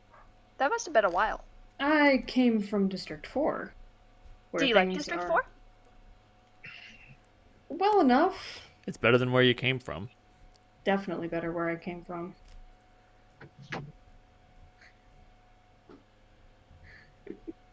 Here I only occasionally have to fight someone to the death. So just in the interest of, transparency, to be totally straight with you, I'm only here because a guy blackmailed me. I accidentally stole a Hellgak, but I did not mean to. I didn't think he had an owner. So I'm not like, you know. You just casually stole a Hellgak. It was floating in the forest. It didn't have a home. I guess we have something in common. I'm doing this job because someone has something over my head as well. Did you steal a Hellgak too? Gods no. Okay.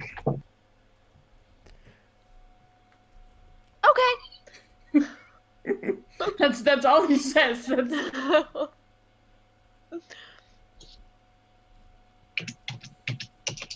He doesn't seem to not enjoy your company, but he's concentrating hard to try to anticipate danger as you're trudging through the forest.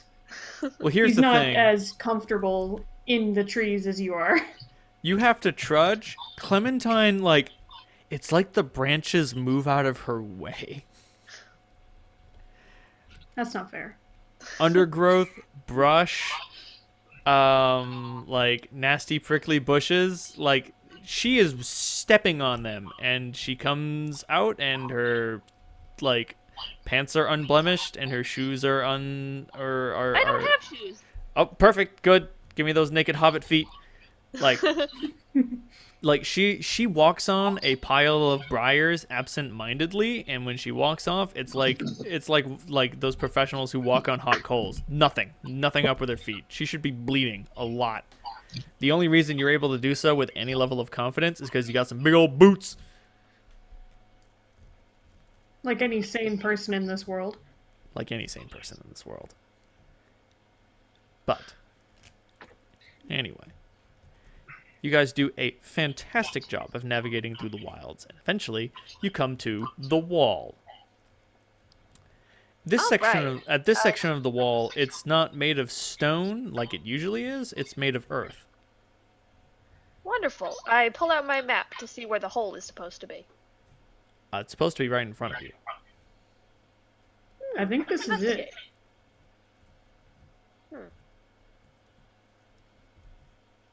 Can I see a hole? You do not see any obvious hole. Don't freak out. I start pushing my hands against the wall, looking for an illusory hole. Make a strength check. Definitely make strength checks. Oh wow. Okay, let's see. Okay, I have a -1 modifier. So 13. You're pushing around and you're pushing around, and you feel a chunk of loam sort of. It has more give than it should. Ooh. Both of you make a perception roll. Neat. Mr. Nikolai, could I use your large human arms, please? Yeah, okay. Here, hold the box. I hold the box. I would like to push it some dirt, please. Make a strength check. Motherfucker. I rolled a 5. You rolled a 5. That being said, you are still larger than Clementine. And now that you know where it is, it's simply a matter of like this chunk of loam is like a trapdoor spider's lair. That doesn't inspire confidence in me. It's made in the same way. The spider would have had to have been huge in order to fit into this door. And as you begin to pull back, like, there is a hinge made out of stone, and you can hear it grind.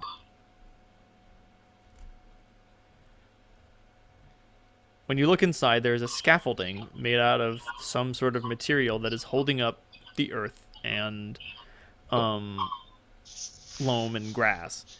It is extremely poorly maintained. Inside, there is an upward incline with a ladder on it. The ladder has seen better days, and overall, this entire tunnel looks awful and treacherous. Nonetheless, it's our way inside. Unless, of course, you want to go through customs. Fuck customs. Fuck customs. Also, if you're going to get through there, you're going to need to shove that box up your butt. You need to get that box way up your butt. Morty! I can't do it anymore. I've done it too many times. Anyway. I guess we're going in this hole. Oh boy. Come on, I thought hobbits like going underground. This is a nasty, dirty hole. So? Ugh. It's nothing I'm like just my joking. hole. It's poor construction. Awful construction. Alright, hand me the box. I can probably drag it along with me better, easier than you can. I think so. Here you go. Okay. It's hard going for Toby, but Toby is a naturally gifted goat. And a good boy.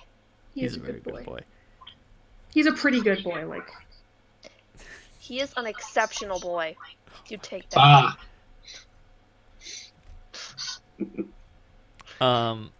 So scaffolding's making me a little nervous.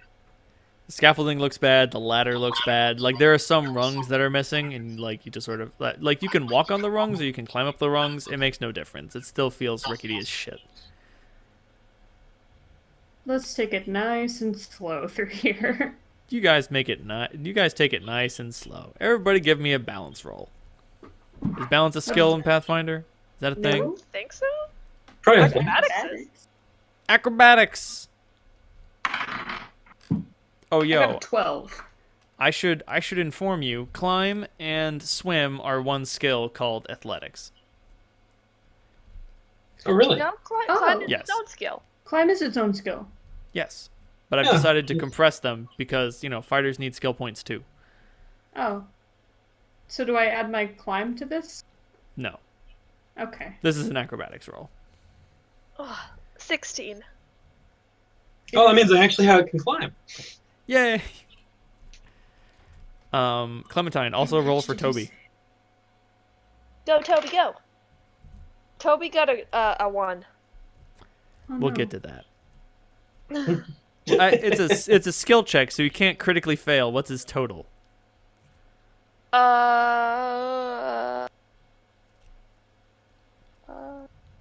Do I apply my skills to his skills? No, he should have his own acrobatic skill as a goat.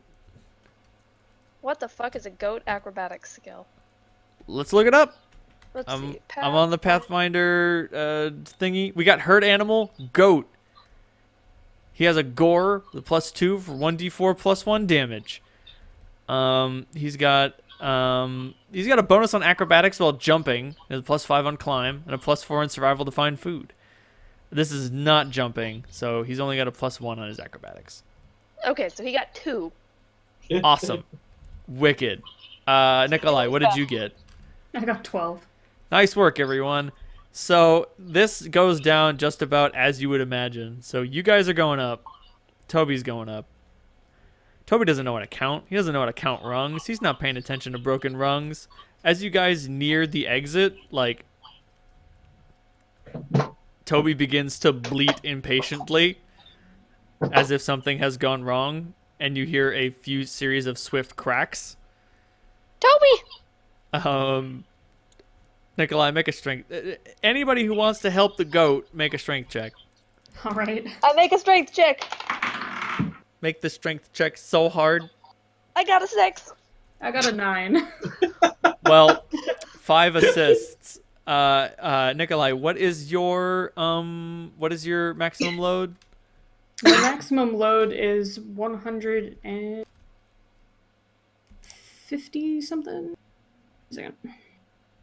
Let me just look up the I just average. need to do this correctly. Just looking up the average goat weight over here.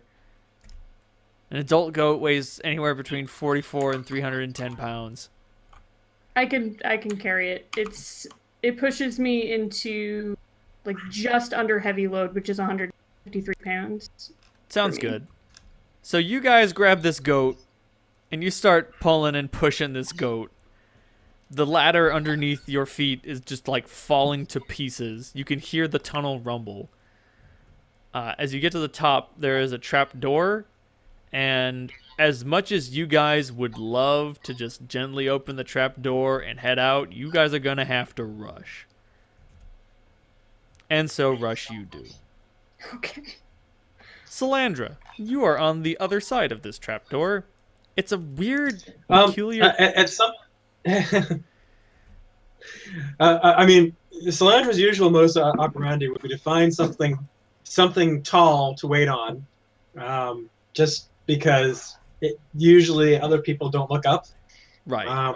So if even the wall, she has probably tried sitting on the wall.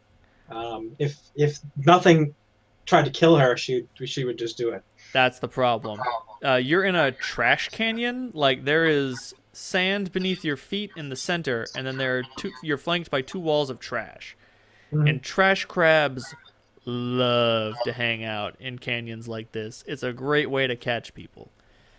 All right. So I'm definitely not going to be on ground level if I can No, help it. getting on the trash will alert them. Like that's the Oh, problem. Like a spider's web, ah, they feel reverberations through the garbage. okay. Then I will I will find a good place to wait and hope that they arrive before I run out of cigarette. So a you've got your eyes peeled, you've got your eyes open, and one of the canyon walls erupts with a halfling, a human, and a goat. And their descent down the trash canyon causes a trash avalanche. Oh fuck. All right. That probably alerted the crabs. You are absolutely correct. You can also hear the cavern wall, like the cavern behind them, like collapsing as the wall and trash begins to sag. Oh great, fucking incompetence. As they tumble to the bottom, everybody roll initiative. Solandra, you get a +4 bonus on this initiative check. You're basically already ready.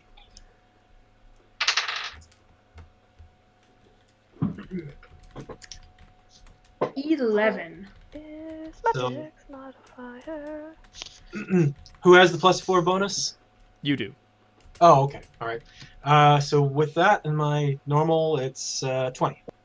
17. Sweet.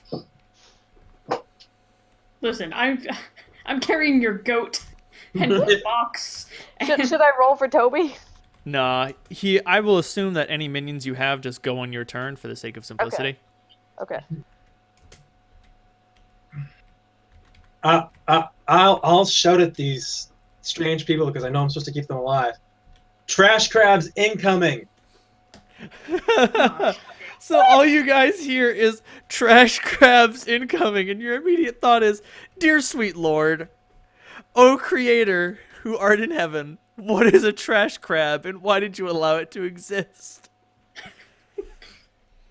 How do you not know what a fucking trash crab is? They're everywhere.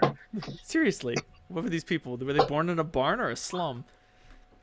Hey, Waka waka. What's a trash crab? So you guys get to the bottom of the thing. Solandra, you're ready. You can see the rumbling of the trash behind them. That is where the trash crab is going to come out. It's digging its way out, and it's ready to pounce. All right. I point brother behind them. How close is it to them? The trash crab is still definitely well within the trash. Like Does there only seem to be one so far? it looks like there's only going to be one, which means one of two things. Either it's a weakling or a brute. Oh, lovely. What is my luck like? All right. I'm gonna use my 1 minute of my flight, I guess. Can I fly behind the damn trash crab? It is within the trash. It is submerged. It has a dig Oh. speed. It's All gonna right, so, erupt out of the where trash. do I think it's gonna come out? You can see the rumbling behind the behind Clementine and Nikolai. Like they slid all the way down the garbage. It knows where they are and it knows where to attack. Okay, so I'm going to fly to right above where I think this thing is going to emerge, and as it emerges, I'm going to do spell combat. Sounds good. You have a held action. Yep. So the spell combat will be. How tough are our trash crabs anyway? They're pretty tough. They have very hard shells. They're like hermit crabs, but they have garbage and salvage. So they're wrapped in like literal steel. They're about Oh, they have metal on them? yes. Oh ho ho. They're about the size of, I don't know, 3 Helgak put together with giant pincing claws. All right. I'm definitely gonna be casting my shocking grasp first before I go into melee with the damn thing. Ooh, that sounds like a good call. And then I'll be doing spell combat, so that will be a normal attack, and then a shocking grasp attack through my spell strike, which is also through my sword. Slick. Clementine, you can feel the rumbling trash behind you. What do you do? Oh! Can I see the trash crab? You cannot see the trash crab. It is underneath, submerged within the trash. In the trash. In the trash. It's the trash, man. It's in the trash. Let's see. I'll also, in case they have they're thinking any bad thoughts about these strange elfin woman who's flying over them. Like, I'm your guide. I believe that. I fully believe that. I am going to cast Acid Maw on Toby. Toby gets an acidy maw. He really doesn't like it when you cast the spell on him, but he understands the necessity. You're giving your goat reflux? He now has a corrosive bite. Like I said. Mega reflux. Yeah, he may have some heartburn later, but he understands. Meh. Nikolai, it's your turn. All right. I'm going to draw my bastard sword, and can I get my shield off of my back as well, or will that take? You can. Taking the shield and sword out is a move action, so you still have a standard, and you can hold a standard action. I'll hold a standard action. But you have to tell me what you want your standard action to be. You can prepare one. Pardon me. Okay. When this thing busts out of the ground, I'll probably want to attack, try to remove its claw arm? I don't know. I've seen tiny crabs before, probably. Go for it. My idea is that this is a tiny crab, but much bigger. So it bursts out of the garbage. It's oh man, Salandra, just your luck. It's a brute. Oh, that's what I figured. This thing bears the scars of many combats. It has patched up the trash on its body with yet more trash. This thing is abominably huge. Its pincers are coated in dried gore. Holy shit. Most crabs that live in the ocean, they can clean up the bloody aftermath. Trash crabs, they don't. They live in trash and they're gonna die in trash. Salandra, you are able to attack the crab. All right. Should we do my spell strike first? Yes. Since I cast shock and grasp already, I guess that makes sense. That's only sensible. Okay. I think I only have those two. Let's double check.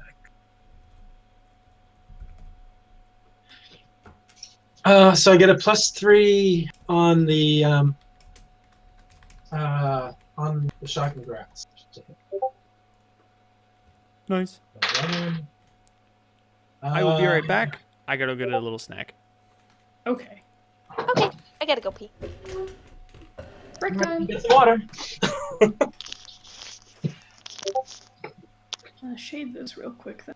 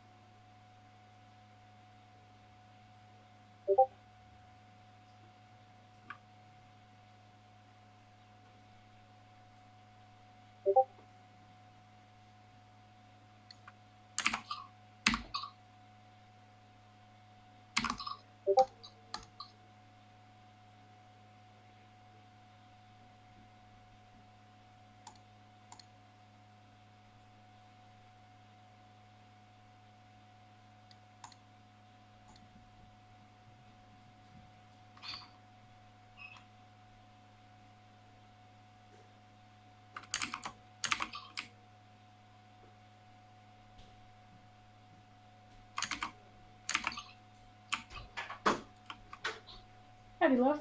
Hello. I would. That would be awesome to see the icons.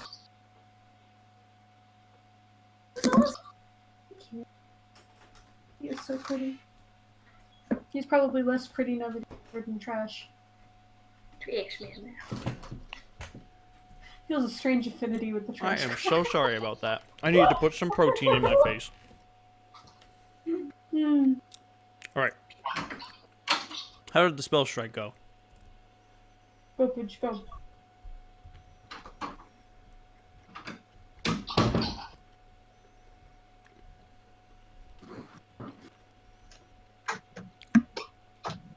I'm hearing strange voices. Are you guys back? We're back. Mhm. Thank you. Pidge is Sorry about almost that. back. She was delivering unto me a snack.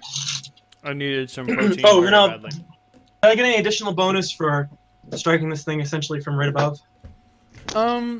You catch it flat-footed. I'm back. If it had a dexterity bonus to its armor class, it would lose it. But it doesn't. So, with my bonus from the shocking grasp, it comes to a 23.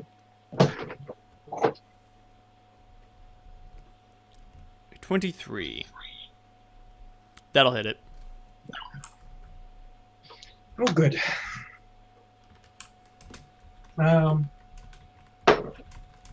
Nowhere close to a critical.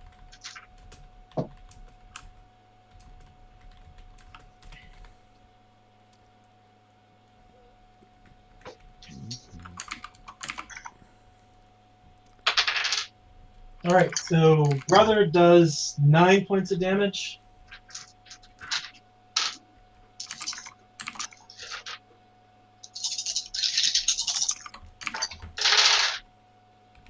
And the shocking grasp does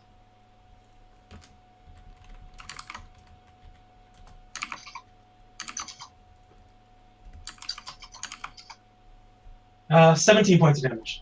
Damn. So, yeah. As long as my shocking grasps last, I can do stuff. So that's 9 plus 17, 26. Sweet. Please Yeah, I keep have your another- magic damage and your weapon damage separated. Oh, okay. Do I roll my regular attack now or wait? You can roll a regular attack. Do you get 2 attacks around, or is spell strike something different from an attack? Spell combat means that I can cast a spell and make a weapon attack at the same round, -2 in both. Okay. And then spell strike means that I can take a spell that has a touch range and cast it through my weapon. So Okay. essentially, it's like being a 2-weapon user effectively. Except you have magic in one hand and a sword in the other. That's Right. like, Yeah, it's neat for a while. I mean, I won't stack up well against fighters moving forward because I'm 3/4 bab. oops. Okay, so 23. It's funny. That is another hit. It's the same total roll but different die roll.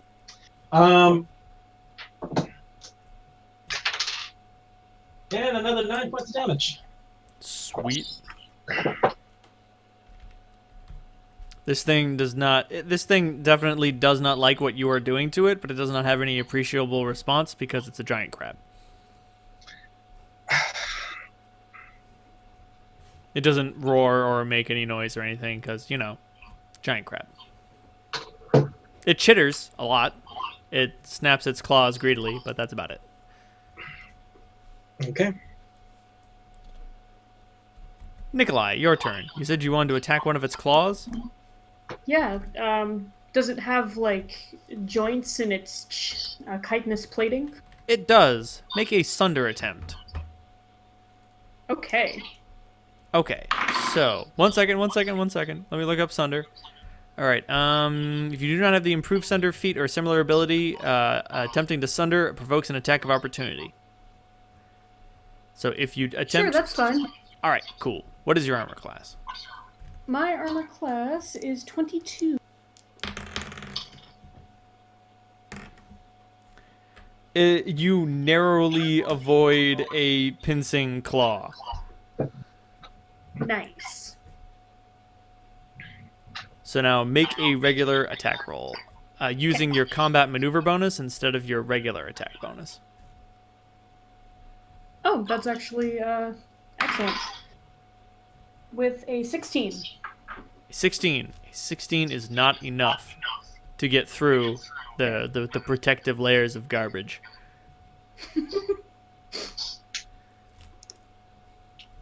Yeah, your sword pings off a well-placed section of a sheet metal. Very Then well. it is its turn. It is having a hard time maneuvering its claws to attack you, Salandra, but it's definitely gonna try. Oh, bloody hell. What is your armor class?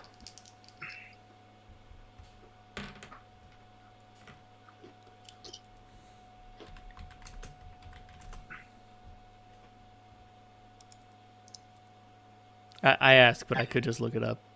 You know, something that my armor class might be wrong in the sheet because I don't think I applied the my armor. The total is 18. There we go. That makes so much more sense. Yep. Yeah, I think that was without without actually wearing my armor. Yeah, the armor bonus is not listed. All right, so it reaches out and it grabs you. It deals 11 points of damage. And what is your combat maneuver defense? All right. What is combat maneuver defense? Combat maneuver defense is a score on your CMB? sheet. Yep. It's plus- CMB and then there's CM defense. So normally, like if Oh, all right. So 17, 13 FI, whatever sounds that good. means. I don't know what that means.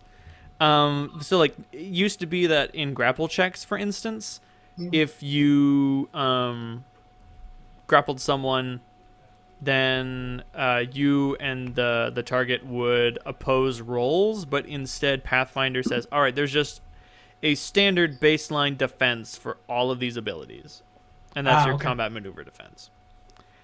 So it tries to clamp down with its pincers and hold you in place, but you are too evasive for it. You're able to get out of the way. All right. So you said I took 11 points of damage, right? Yes.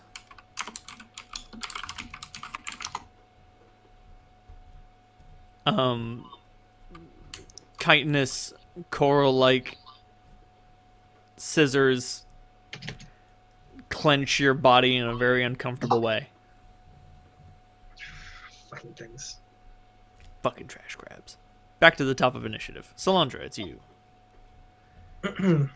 Well, how damaged does this thing seem to be? It is not yet bloodied. It's not yet bloodied. Yes, bloodied is my term for half health. Like, and when something is bloodied, like it looks kind of fucked up. This thing, like, you have obviously dealt damage to it, but it does not seem overly concerned.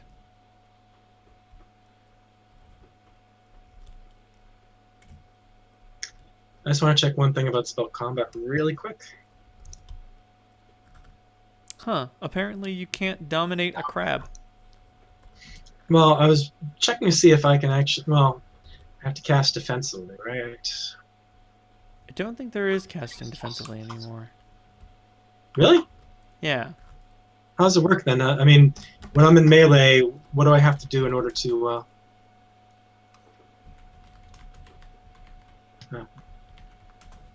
avoid losing my spell? Yeah, I'm looking up the thing. Combat casting. So you can cast on the defensive, Right. and if you want to cast a spell without provoking any attacks of opportunity, you must make a concentration check, DC 15, plus double the level of the spell you're trying to cast. If you Yep. lose, if you fail, you lose the spell. And so a concentration roll is D20 and add your caster level and ability score modifier used to determine the bonus spells. So And if I fly away from this thing, I'll definitely provoke an attack or opportunity, right? Unless you make a tactical retreat, which is a full round action. Yep, understood.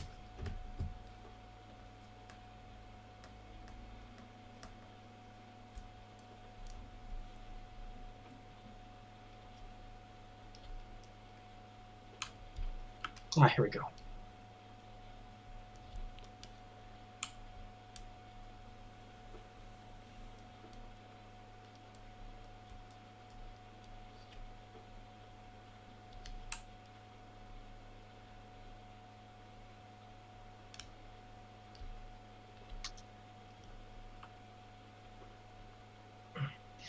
How do trash crabs see things?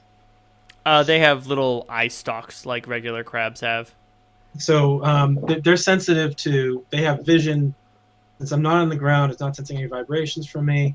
So I think what's going to happen is that I'm going to strike it first, and then I'm going to vanish. Sounds good. Except I didn't take vanish. Crap. Good in Oops. theory. I thought I did. Oh well.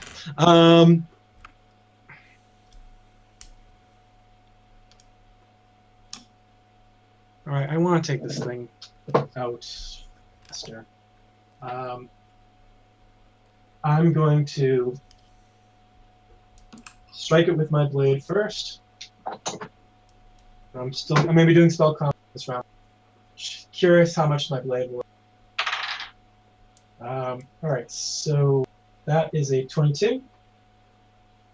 That's a hit.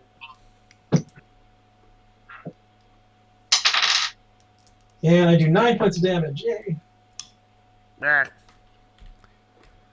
Still not looking too terribly out of it. It is not yet bloodied. Not yet bloodied.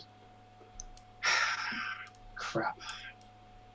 All right, I'm gonna burn another shocking grasp.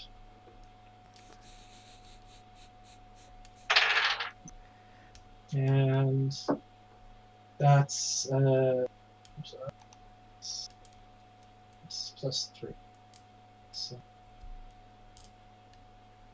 11, 22. It's weird. I keep on getting the same final rolls. All right, and the sword does 10.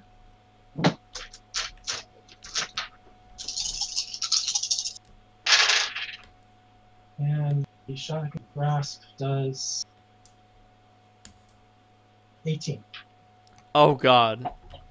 Yeah, this thing is definitely worse for wear now. You give it another great jolt, and it's very, very upset with you. And I can imagine. Not dead yet, huh? No, it is not dead yet, but it is moving around a bit more sluggishly.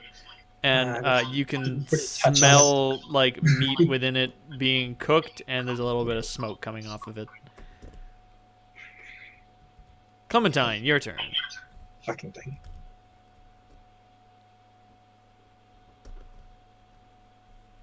Pidge? Whose Pidge, turn you cut out? is Pidge dead? Oh, okay. Sorry, you cut out. I just heard turn. Oh, I'm sorry. Oh, I made my concentration check, by the way. I almost I No. was like, oops. I hope that really happened. I don't think you need a concentration check to cast Shocking Grasp. No, I thought. Oh, no. I'm gonna say, like, as a melee combat spell, like a spell specifically designed to, like, you know, reach out and zap someone, you don't need to make a concentration roll and something like that. Same thing with like Ghoul Touch or like anything that has touch in the descriptor. Like if you had cast Scorching Hands and it was within range, you'd have to do it. But not something. Yeah, I almost did a color spray on it, but I was afraid of. That would have definitely required a roll. Yeah. So, Pidge, back to you. All right. So with his frothy, acidic, corrosive jaws, I'm going to have Toby try and chomp at one of. Does it have like tiny little crab legs? It has tiny little crab legs. I'm gonna have Toby chomp at one of its tiny little crab legs. I thought I had like Titanic, horrifically thick crab legs, but okay. I mean, it does. It probably does, but in relation to its claws, they're probably smallish. Its legs are definitely smaller than its claws. It's got like 8 damn legs. Sweet. I'm gonna go for one of the front legs. Go for it. Try and unbalance him. Or have Toby go for one of his front legs. So have Toby So we make got- an attack at a -4 penalty. Okay. Da-da.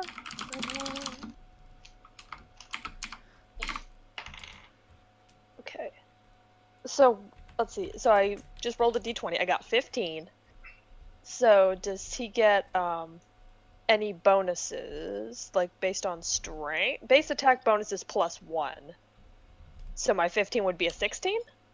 And then subtract 4 for 12? Give me a second.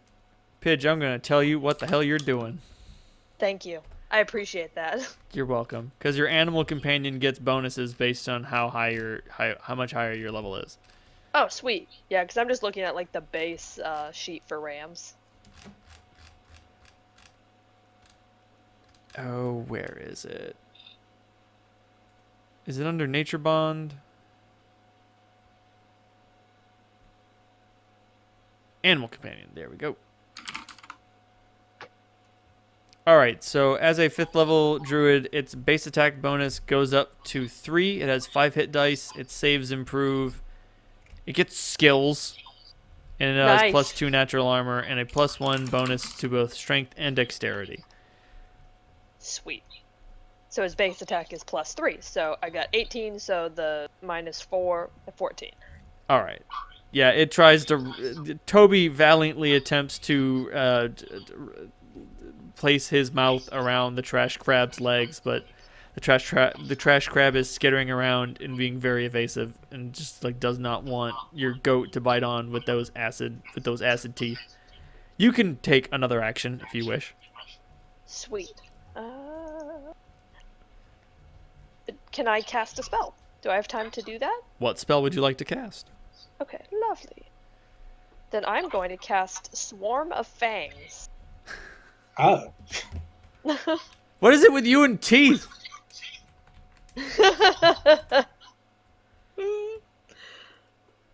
Alright, let me look up Swarm of Fangs. You summon a swarm consisting of thousands of animate flying teeth in a 10-foot by 10-foot cube. These fangs attack all creatures within the swarm's area. You can summon the swarm so that it shares an area with other creatures, and you can move the swarm to 40 feet each round as a move action. If you choose not to move the swarm, it automatically moves up to 40 feet to envelop the nearest creature, including you, if it has not already done so. Creatures inside the swarm's area of effect take 2d6 points of damage. The fangs deal damage to all creatures sharing their area when they first appear at the end of their movement each round. I've got some bad news. If you cast this spell, they're going to chomp the shit out of Toby. What if I cast it higher? No. If it's a Then cube. they're gonna chomp the shit out of Dave. Yeah. Oh, that's true. That's a good point. Forgot she's flying around up there. Swarms. They're your best friend and your worst enemy. Okay, we're not gonna do Swarm right now. Let's see. Are there plants in District 2? Not many. Mainly Okay. weeds. And Okay. cactus. I was about to say some sort of weird trash cacti. Yeah, trash cacti? A long forgotten succulent gone wild. Your chunk of District 2 is desert, where there's no trash, there's sand. Yep. Gotcha. Like, just your wanna water look up comes what out of creatures are pipes from a available to you. mysterious water pumping facility. No one knows where the fuck it came from or who built it. It's just always been there. I imagine there are a lot of there's a lot of fungus around too. Yeah. That's about right. Alright. So I'm gonna do Summon Nature's Ally 2. Cool. Summon an Elemental, and I'm gonna go for a Fire Elemental. Yo, what's up? Second level, small fire elemental. Whoop! I got a 4. You don't have to roll anything. It just happens. Oh, okay. I was just wondering, what are you rolling for? Alright, so you summon a small fire elemental. It is 4 feet high. It weighs 1 pound. He's little. It's a very cute fire elemental. He is. He is But strong. I've made my living off of people assuming that small things can't hurt you.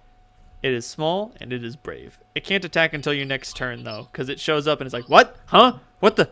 Oh, okay. So this is happening. All right, cool. That's okay. We're ready. Then it is Nikolai's turn. All right. Please kill this fucking thing. I'm trying. All right, it's made of trash. I'm going to. Who thought Try, trash could be so resilient? I'm going to ignore that There's big. meat underneath. All right, I'm going to try, like thrusting my sword at the bottom half of its shell. Perhaps it has a softer underbelly than the top. Go for it. Alrighty. With a 23. That's a hit. That's a hit. Yes! Alright, so that's 1, 10.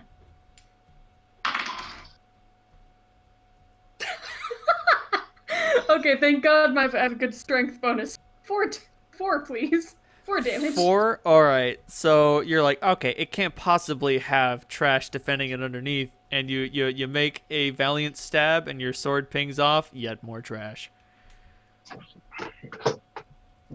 Nice. Unfortunately, you are unable to damage the trash crab. It goes. It's still going for you, Salandra. It doesn't like you. I figured that. Yeah. What is your armor class? 18. 18. Let me look at the giant crab. Giant enemy crab hit its weak point for massive damage.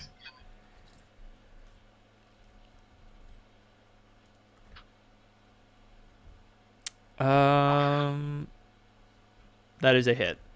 It only hits you for 6 points of damage though. And what is your CMD? Right, it's 17, right? Yeah. So it wraps that claw around you right good. Fucking thing. And it starts like, you're like, all right, I'm gonna fly away, and it's like, nope, you're gonna come here. Stop doing that. I really don't like it. I find it very annoying and very frustrating. At which point, Okay, so you said that was 6 or 7 points of damage just now. 6. But then, as you wobble around its horrible claw, you take an additional 8 points of damage. Oh. Make a Fortitude saving throw. Oh, one of my strong suits. Says, ironically. Plus.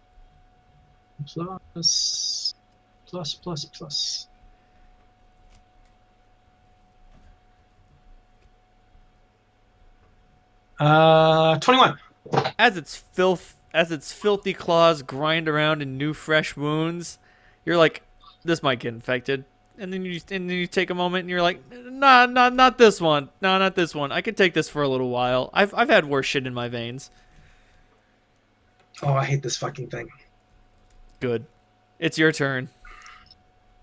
Unfortunately, you can't use Brother in combat while you're grappled. It's not small enough. Is it a short sword or a long sword? It's a scimitar. Right, pardon me. Is a scimitar a light weapon or a regular weapon? I think it's light, but I'm not sure.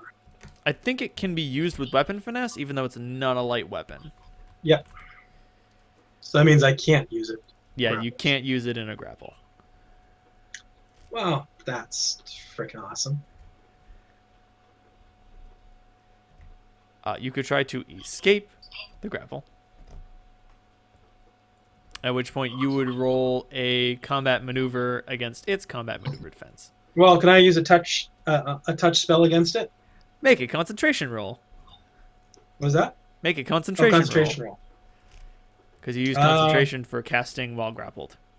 What do I need to escape a grapple? Is that dex or strength? Whichever you prefer. You can make an escape artist roll, or you can make a combat maneuver bonus roll. And the combat maneuver bonus roll is based on what? Your combat maneuver bonus is your combat maneuver bonus. You get a +3 on it. +3 from your base Oh. attack bonus, +0 from your strength. You know something? I think this thing is in fairly bad shape. So I'm gonna try to make a concentration roll, which I'm a little better at, and do a frigid touch on it. Ooh, go for it.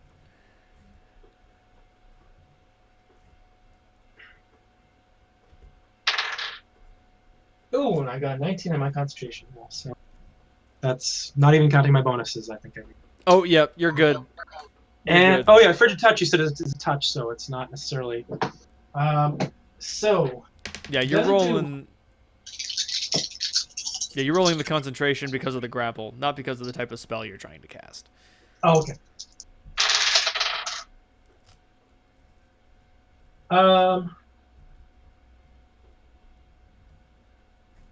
So 13 points of damage from the spell, and the crab is staggered. No Well, save on that.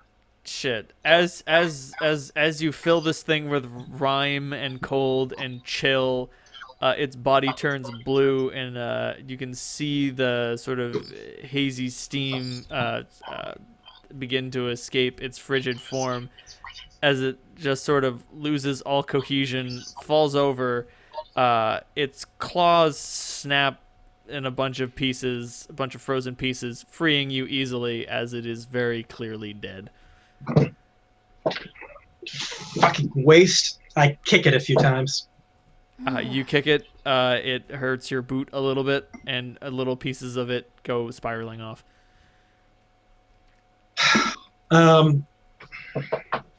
I jump off of the damn thing.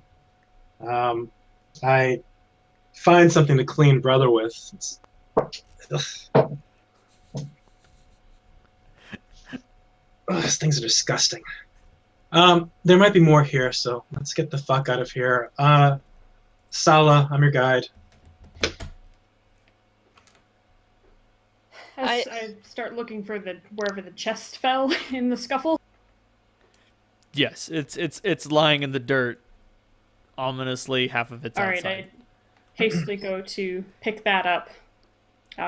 Name's Holt. Hi. Nice to meet you. Let's get the fuck out of here. Yep. Clementine is fussing over Toby cleaning his jaws off with her water skin. Time to chat once we get it. What are you? Never mind. All right. There might be more of those things in here. This is a gallery for them. No, thank you. Lead on. Come on, Toby. You guys hurry on out. It is hot. It is very hot. It is extremely hot. All right. Once we're clear, well, that was fun. Oh. I'm glad I got paid for this gig. They paid you? What the fuck do they have on you that you weren't not paid? I accidentally stole a Hellgag? What's a hellgat? Typical.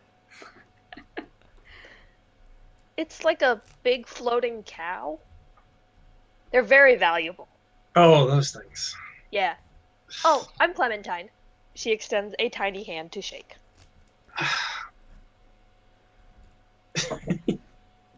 Okay. Whatever. She gives you her hand. You notice that her hand is like covered in blood. Clementine doesn't mind. All right. This is Toby. You brought dinner? No, Toby is not dinner. Already made that joke. Oh. A lot of people make that joke. Toby has a good sense of humor about it. Well, you're not a wizard. I'm a druid. Oh, that makes sense.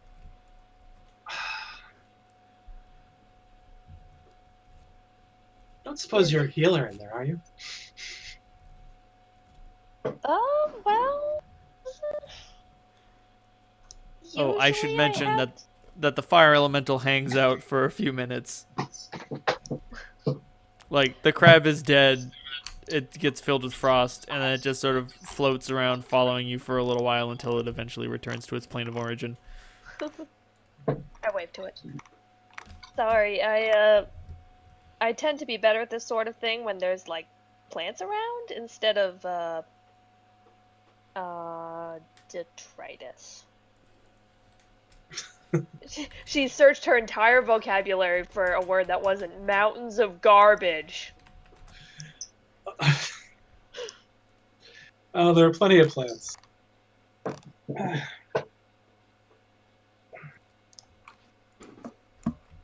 Well, all right. We should move quickly.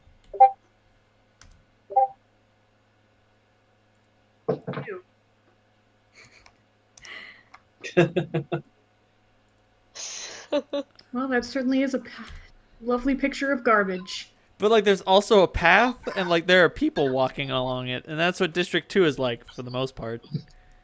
Some parts more yes, sandy, some and parts more trashy.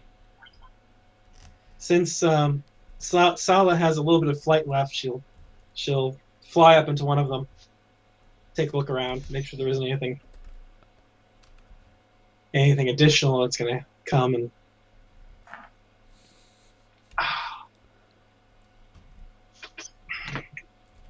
Do you see any more of those things?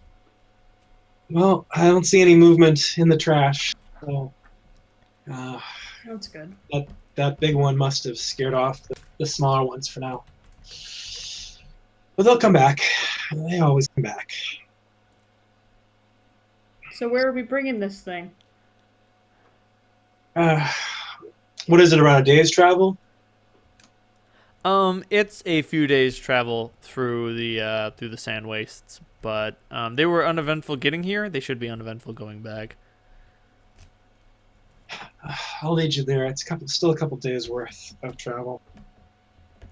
Can I see what this mysterious thing you're delivering is? I hold up the chest. It's just a black wooden chest covered in chains. It's not wood. You don't know No? what it's made out of. Oh. Doesn't feel like Can I metal. make a spellcraft look at it? Go for it. Or whatever, spellcraft or arcana, whichever makes more sense. Spellcraft.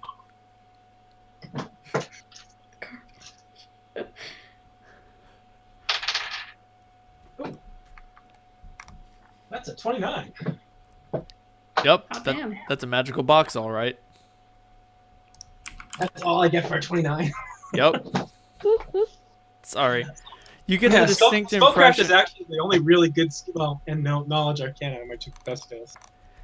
You get the impression that this box will only open, like, you don't know what the name of the spell is, just because your knowledge of the names of spells is limited, but it's basically checking for life. The box is checking for signs of life, and like as you reach out to touch the box to examine it, you can feel it look at you and say, "Nope, not you." Well, that's rude. And like when Nikolai holds it, the box's magic regards him and says, "Nope, not you." I don't think I'm magically aware enough to notice this. Oh God, no. It's been saying, "Nope, not you," for the past fucking 8 days. You ain't noticed shit.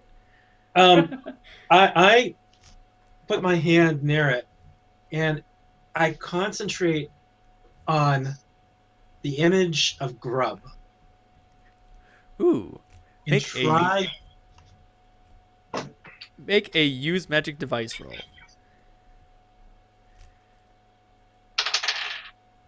That's a 14 plus my use magic device. 18. Well, And actually, I think I have an elvish thing for using magical device too. yep, you get a +2.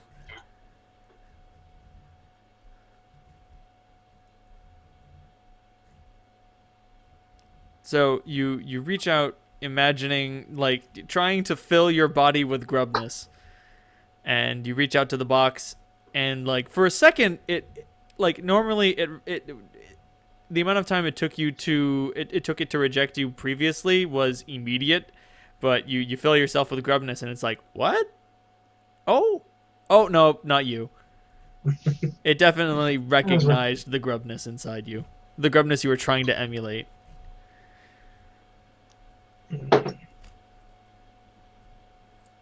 Well, I guess I know who you're for. Oh.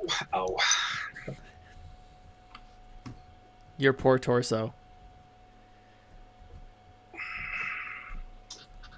Are you alright? She looks somewhat battered. The blood I was referring to earlier was from. I have a healing kit in my bag if you think that it's safe to stop for a while. I don't want our guide bleeding out and leaving us alone in a mountain of trash. I think That would be it's really just unfortunate for you. Yeah, it would. Well, give it a shot. Not my strong suit. Alright, Clementine, hold the box. This is good here. Clementine holds the box. Get my healing kit out of my bag. Does it give me any bonuses to my heal check? It gives you a +2. Yay! That makes a +3 total. Which makes for a 15. Sweet. You are able to patch up Salandra decently. Salandra, you regain hit points equal to your level plus your constitution modifier. No, that's not bad. Obviously, you can only do this once per day. Okay. And then if you do this again before you go to rest, then Salandra will regain twice the normal number of hit points for the evening. Excellent. As you apply various restoratives, maggots, and give her a tincture before bed. Maggots are gross. Don't worry about it. Okay. You gotta drain those sanguine humors, yo. Alright, I have 9 uses left.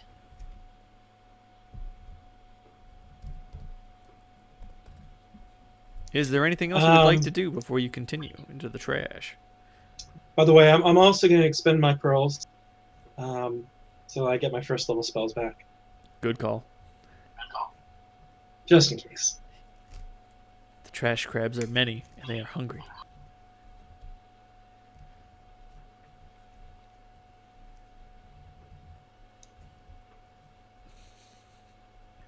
Shockingly enough, at night it gets pretty cold.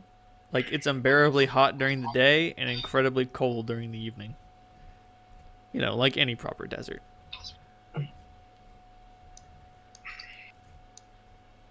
And you don't really have anything to start a fire with, unless someone brought some firewood. I did not. I didn't expect to be not where there's trees. Yeah, but there's flammable stuff usually in garbage heap. If you can find something, I have flint and steel. Yeah. Anybody who wants to can make a survival roll to dig through the garbage to get some flammable material. I got this. Clementine dives into the trash. Oh dear, there she goes. In she goes. She's a trash eater. Hope not. Don't see many of her kind around here. Don't eat the trash. I got a 10. You got a 10? You get enough firewood for the night. It's not wood, per se, but it's definitely flammable. The smoke that comes off of it smells awful. Oh. Do not go downwind of the pile. But there's light and it's warm, so This is true. that's good enough. You guys rest fitfully. Everybody regain a number of hit points equal to your level plus your constitution modifier.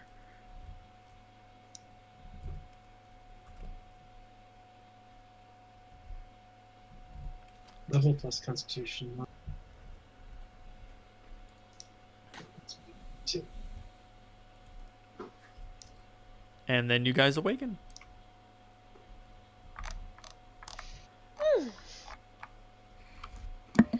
Good morning.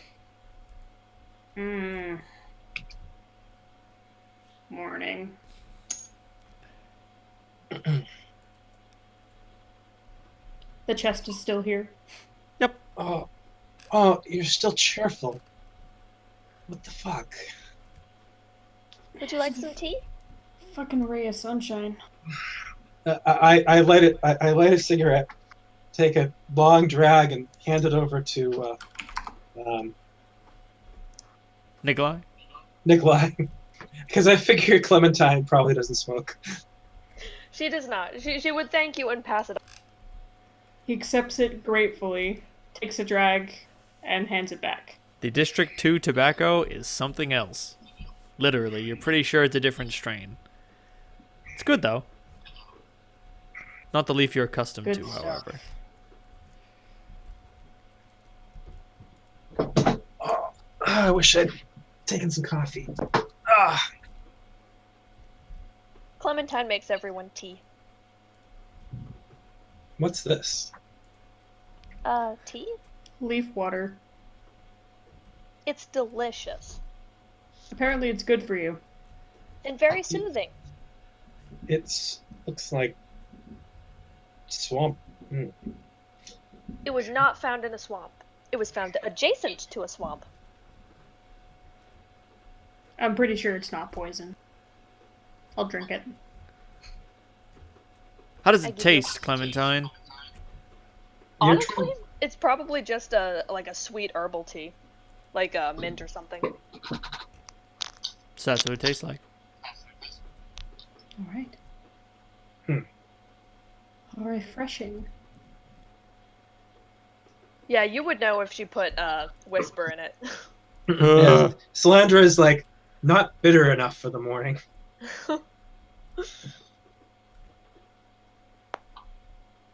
Oh, All right. Well, hopefully the road will be.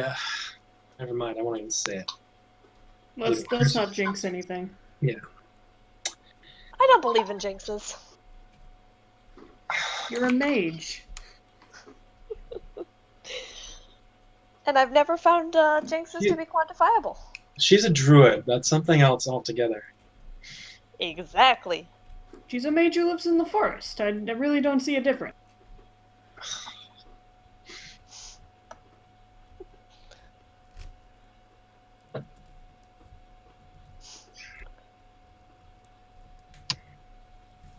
Either way, before it gets too hot,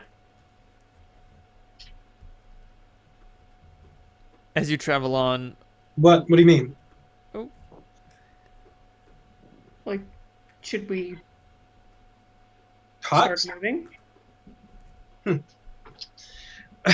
Yes. I lead them on. late into the evening. Salandra's a little perplexed by the hot colors.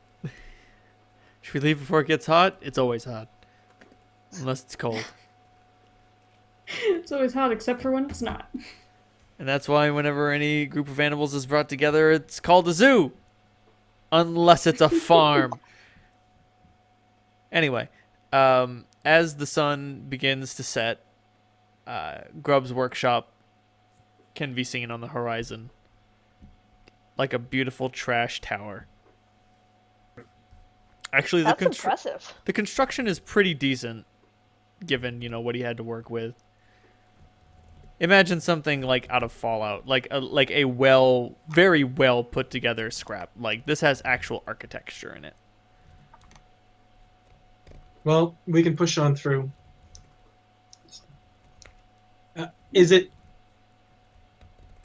Is it problematic traveling at night? I mean, for me, I have night visions.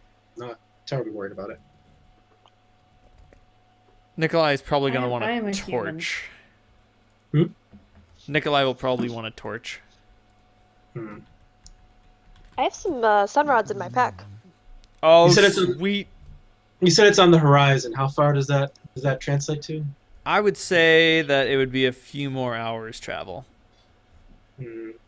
I'd probably do it myself, but probably shouldn't with them. So we'll set up camp. Sounds good.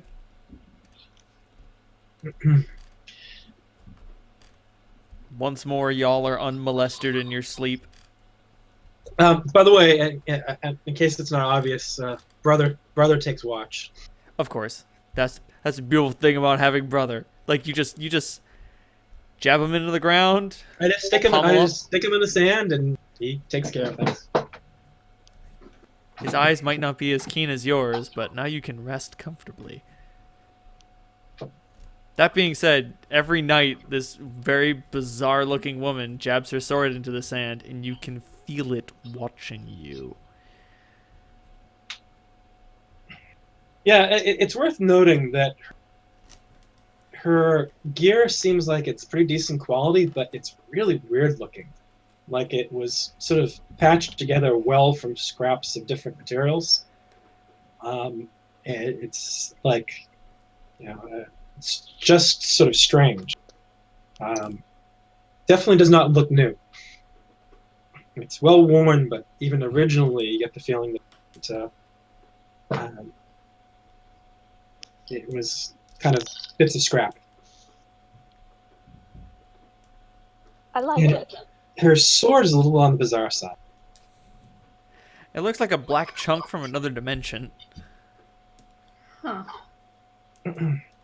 It's technically a scimitar, but it's it looks like a surrealistic version of a scimitar covered in black, like black oil almost. Has that sort of iridescent, reflective quality to it. Unlike obsidian. Right. Yeah. So it's not Obsidian's kind of translucent. translucent. Yeah. Yeah. More so, like, Okay. it doesn't look like it was bent into this shape. It looks like it was just found this way. Like it was a naturally occurring formation somewhere where the laws of nature are not the same as they are here.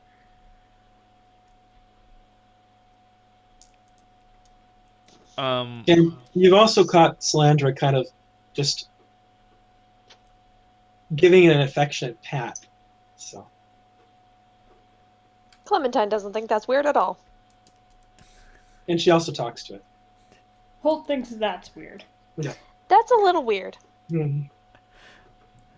So, while you are all resting, Salandra, you are awakened by Brother. Brother notices something that's very strange. All right, what did he notice? It gestures that you look up. I do. There is a chosen ship overhead. There's a what overhead? Chosen ship. It's not doing anything in particular. They fly around here all the time. Sometimes they dump garbage, sometimes they go someplace else. Is it And- moving? And yes, and sometimes the chosen ships fight each other. That's never good. It's not good. I'll give Clementine, you can actually see, a kick. Before you do that, Brother brings something else to your attention. It gives you an empathic imprint of the box. Is the box doing something right now? It is. It's hopping. It's hopping? Hopping. Just little hops every once in a while. Like it's Just, being attracted up to the ship? yes.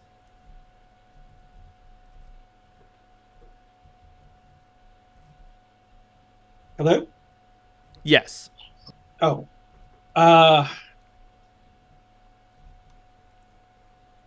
Does it seem like it's sensing... Is the ship coming from the tower?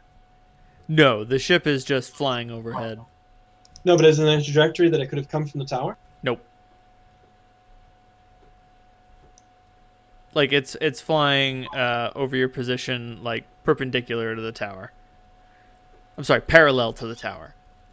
Parallel to the tower, so it's not like Grub that they just went and kidnapped Grub and they're coming for us now. No. It's flying in another. It's flying like it's flying the length of the district, not across it. Okay, just wanted to make sure because I wasn't sure if the box was reacting to Grub going up above us. Right. No, it seems to simply be reacting. It does not look like the ship has had any interaction with Grub's workshop. Very much like the Chosen, they probably don't even know it exists. I put one hand on the box, try to see if I can get any sense of from it, like the impression I had had before. No, it offers no impression, but you do like feel the force of which it is hopping, and it's not very great. I'm probably using detect magic to make this to get the nuances. Yep, it's magical, all right. Yep. It's I think we can get a it's little more a information. it's a conjuration effect. Okay. So I did gently kick Clementine. Yes, so you gently click Clementine. Clementine, you wake up. The box is hopping. Oh, You don't have low light vision, so you can't see anything else that's going on. Oh, halflings don't have low light vision? They don't. They have keen senses, but they don't have low light vision. Oh, interesting. There's a chosen ship going by. okay. Let's give Nikolaj a shake. Step out of the path of his blade. I don't swing it up at you or anything. I have worked with mercenaries before, and always be careful. Nice of you to be cautious. Chosen What? ship up above us. It's passing by now, but look at your friend there. There's the box, jittering like a jumping bean. I pick it up. As you pick it up, like you can feel it like lurch in your arms every once Is in a it while. the box itself or something within it? It feels like there's something in the box moving. Like it is not the box moving. Like you can hear a jumbling noise of something inside it moving around. Brother, do you have any ideas? Brother No, gives I you don't know what this the empathic equivalent of a shrug. Oh, you're talking to the sword. Oh, Yes. it's that weird thing you do. Yep. Yeah. Oh, yep. That weird thing is happening. Oh, it's happening again. Yeah. The brother. The closest thing that brother can express is sort of like a parable or a metaphor. Like brother tells you that if you and he were separated, he would do whatever he could in his power to get back to you because you're supposed to belong together. Whatever is in there So might be experiencing the same thing. So it's whatever is inside of here, not the box itself. The box is for grub, but what's inside of here, connected to the chosen. Oh, this is getting more and more fun. Should we let it out? We can't open the box. Okay. Like, there's no key. It has no lock Yeah. or lid. I'm not big on returning lost goods to the chosen. They throw enough away and don't care about it. If they've lost it, all the better. Fuckers. Yeah, I get a very distinct and subtle feeling that you're not chosen or one of their agents.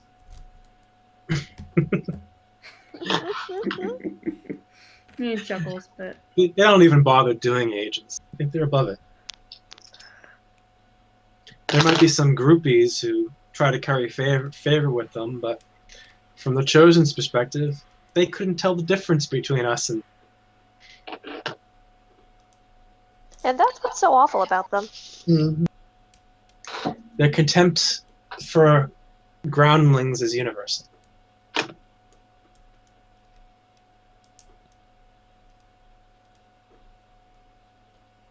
yeah, that's definitely something we can all agree on, I guess.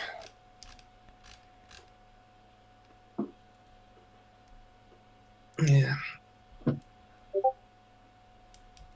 Anything else before you all return to bed? Does the box stop hopping? Whatever's inside the box stop hopping when the ship? Yeah. Eventually the ship flies away and the box stops moving. It returns to its dormant state. Good night, box. I'm just gonna put this next to you, Clementine. Okay. One of She these covers days. it with a fold of her cloak. Toby has think I'm not ready gotten yet. up during any of this. What do you say? Toby has not appreciably responded during any of this. He didn't even wake up. No, that's okay. I snuggled up next to him, put my head back on his belly. Toby don't give a shit. Go back to bed.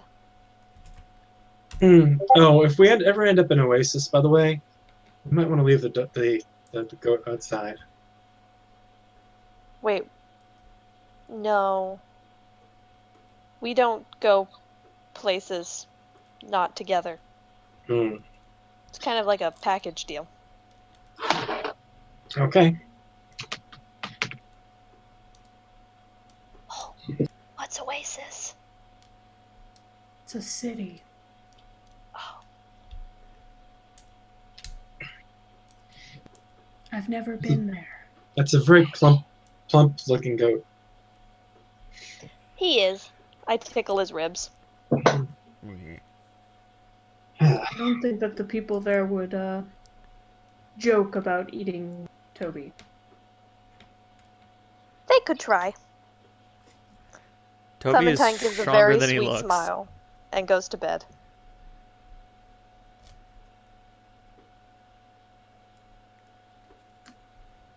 I'm gonna be up for a while, so I don't mind taking. Brother has it covered. Like, Alright, well then, brother and I can watch. brother, Salandra, brother gives you the equivalent of an empathic thumbs up, and then Nikolai, you can feel brother staring a hole in you, as if to say, "You think I can't handle this? You think I'm not good enough? I'm gonna watch the shit out of this. Fuck you. I don't need you." And that was the story of how Holt and brother got into a staring contest. I got some bad news. Brother never In blinks. the cinematic, it's really you go back and forth between Holt and brother, like. Just shot for shot. And then it's like flashing between them very rapidly, and then Holt blinks, and then Holt is like, "You blinked first!" And the sword does not appreciably respond. Yeah. Because it is in fact an inanimate object. In any event, you all rest and awaken the next morning. You all regain hit points, etc., etc. Beauty. Wonderful.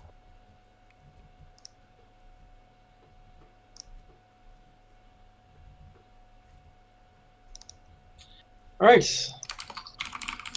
Not far on the road today. Oh, Garb usually has some coffee. Clementine offers you a cup of tea anyway. Ugh. I wince and I drink it.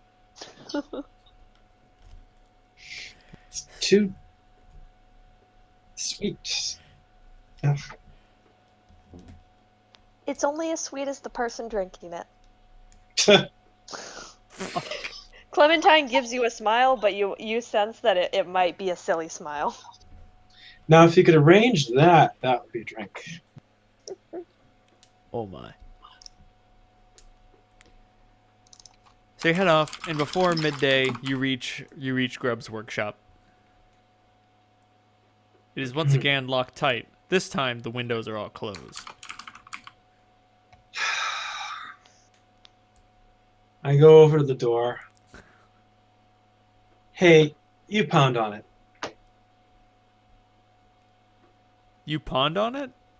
Me? Looking at Holt. Oh. Alright. Knock on the door. What you hear a voice crackle to life. What's the password? I look at Salandra. Clam chowder. Fuck off. Fuck yes, yes. You hear a noisy commotion. Actually, it would be clam fucking chowder, I think. Actually, You hear a noisy commotion as someone rushes down the stairs and opens up the door like it's fucking Christmas. What's clam chowder? Nobody knows. some sort of sea beast soup. Grub opens up the door. So Grub is like a 6 foot and then some gangly skinny guy with a mohawk and some goggles. Grub. Yeah. Clementine. She's perky. Holt. He kills things. Sweet, sweet, sweet, fantastic. You got the goods. Yes. Grub. He's smart. Builds things. Fuck yeah, build things. Like his arms are open, like his arms are open, outstretched and eager. He's just like, come on, give me the thing, give me the thing. I reluctantly hand him the box. Grub. There's something in there, and you might want to open that where you have, where you can catch anything that jumps out. Okay. It was bouncing earlier. All right. Cool. Come in. Do you all enter his workshop? Yes. He looks to Runner and says, "Runner, lights, lockdown." Oh, you cleaned up a little. A little. The lights turn on, and then the Is door. that a metal dog? It's a very large metal dog. Whoa. It Clementine makes. runs over to him. Can I pat him? Yeah, sure. It opens its mouth and unleashes some bizarre whining noises. Clementine rubs his belly. Unfortunately, Runner does not appreciably respond. But the door closes behind you, and you can hear a hiss, and it sounds like the workshop whirs and comes to life. As he holds the box, the I look chain. over at Grub and, all right, I know that's important. Coffee? Coffee. Give me a second. He pulls out, like, he goes and grabs a doodad off the wall and pushes a button on it, and he holds it up towards the ceiling and moves it towards the stairs, and you can see a pot of coffee floating in the air. Oh, And he brings it over to one of the benches. You can see the shackles falling off of the box as it's in his arms. They turn to some sort of brittle material and just sort of give way. And he places it on another table. And what he releases inside is like a weird technological ball. ball or vault? Ball. Technology. Like, I know this is a Star Wars thermal detonator, but it looks kind of like this. Bip. And when he looks at it, like, he's struck dumb, slack-jawed, sitting in one of his chairs. He's just like, holy If shit. you're planning on pressing the button, just give me a few minutes. No. Oh, fuck no. Don't want to do that. Holy shit. Do you guys know what the fuck this thing is? Absolutely not. So, It's a positronic accelerator. I've been looking for one of these things. Okay, story time. So, I got into this whole thing because my dad and I, Salandra, I forget, you're older than me. Do you remember when Oasis nearly got burned to the fucking ground? About 20 years ago, a chosen ship landed on Oasis. When I say landed, I mean it crashed. Like, some chosen ships were fighting over District 2, and one of them started rapidly losing altitude, and the flaming, burned out husk hit Oasis before like skidding along the earth for another few miles or so. Well, after the flames died down, my father and I went to salvage the ship, and we saw a lot of fucked up shit in there, man. Like, those ships aren't built, they're grown. Like, I could see the living Helgak bits on it. And they weren't stitched together like some of the smuggler ships I've seen. They were made that way. Geez, there were a lot of dead people. Christ. What the fuck was my dad thinking? I guess he needed an extra set of hands. Point being, we found stuff in there that we've never seen before. And we got access to some. It's like a book, but it's on a screen. It's like a book, but it's on a window. We got access to some of the shit in there, and we were able to get it up and running for just a little while. You know, once the flames died down, and just like we were able to figure out some stuff and steal some things. And before we left, I was able to learn what this thing is. And before we left, some chosen in their fucking armor came in, and they saw what my dad had taken. And I guess they were feeling merciful because they gave him the choice to give it up and live or keep it and die. And he emptied his fucking bag, and they took a whole bunch of shit. And then they told us that we had 3 minutes to get the fuck out of there before that thing was going to go up like a fucking firecracker. So we ran for our fucking lives before that thing exploded. And that is a positive. Grab, I may have had a bad effect on your dialogue. He snickers. Hey man, you know, it's getting serious in here. I could do some serious shit with this. More details. I could make a ship with this. That's interesting. This How about that? thing. Making a ship, not growing one, right? Well, I mean, I am gonna need some Helgak. No. Yeah, that's how things fly. Don't just... They're not yours to just take the bits off you like you're scavenging a sack of trash.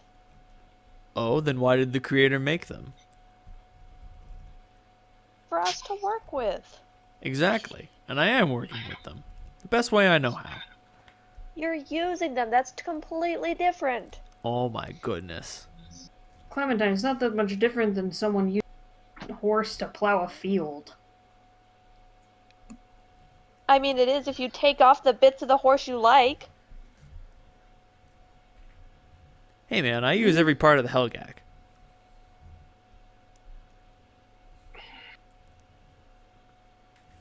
Not making things Well, better. There aren't very many Helgaks in District 2, I can tell you that much. No, there's not. But Where are we going to find fucking Helgak anyway? if you guys got to District 3, then if you guys came from District 3, then you guys could go back and give me some Helgak, and I could make a flying ship. No. What are you even gonna use a flying ship for? Dude, I can do whatever I want. Motherfucker, I'm in the air. We could be in the air, man. You could not get me... Well, I won't say if you paid me, but... It would have to be a lot. It's totally safe. I'm not going to pay you for the privilege to fly. Motherfucker, you should wish to grow wings. Give me a second. I got to go install this. Talk amongst yourselves. He opens up a hidden hatch and then takes a step down for a second. He's like, unlock down. And Runner hums and the building stops humming, and then he goes down the stairs. Flying is fucking awesome. Better than sex. I doubt that.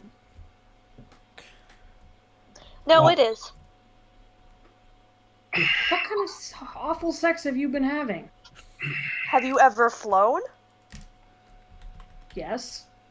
He looks around kind of nervously.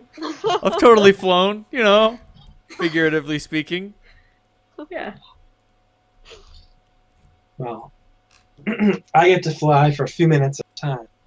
It's the best part of my every day. Now, being able to go all the way up there, see the world, see the whole thing laid out before you like a tapestry. I've heard of those. That'd be something else. Being able to travel from district to district without anyone being able to stop you. Being all above it all. It's not something. It's not something you can just dismiss. fucking awesome. I'm not dismissing it. It just sounds crazy. And not to mention, I don't know about you, but I'm just freaking sick of them flying over us, dumping their shit on us, not caring that we even exist, because they're up there and we're down here.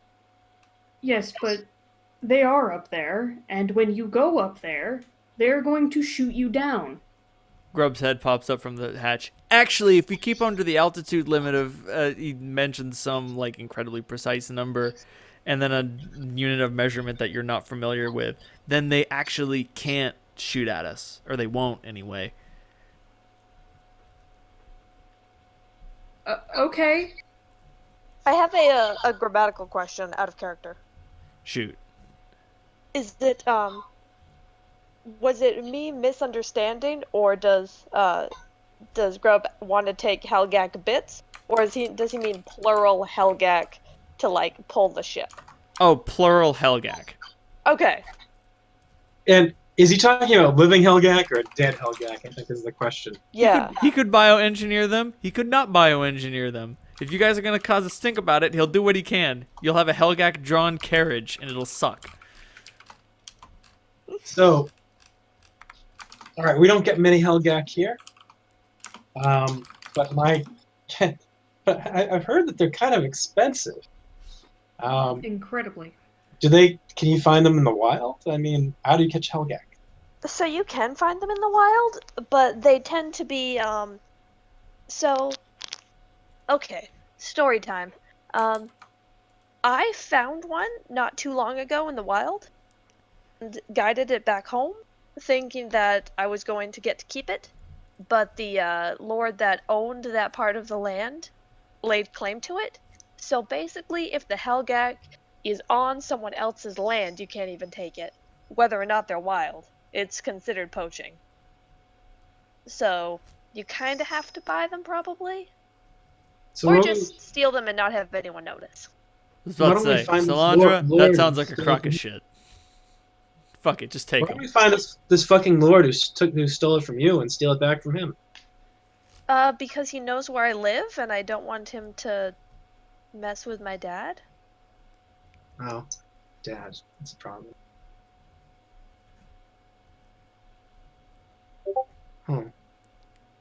Well, I don't know District 3, so I get most of my work from these lords, so I'm kind of loath to steal. That sounds like a terrible idea on all. I have no problem stealing from them, just as long as we don't steal from the ones who know me.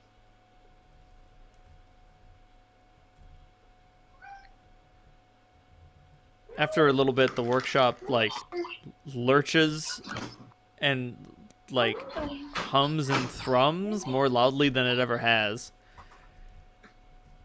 At which point, smoke starts coming out from the from under the trapdoor, just little wisps of it. And then Grub comes out, and he's all covered in soot and grease and grime, and he's like, "I did it! I did it! Now we're cooking with grease, Sally." why do I want to cook grease? I don't know. Makes it hotter. I hear it's pretty impressive. Yeah. Well, I don't think these two are feeling properly motivated. So the question is, if you want this done, how do we motivate them? Okay. Wait a minute. At which point, Runner lets out a little yelp. What is it, boy? What's up? And he like, Runner makes the most disconcerting sounds, because like he just opens his mouth and his language and speech are just the sound of like metal joints rubbing against each other. So it's just like, it very much sounds like a dog whining, but like he can't bark. In any event, he makes an awful cacophony. Runner needs some oil. No. He likes it that way. Follow me upstairs. All right. Okay. Shit.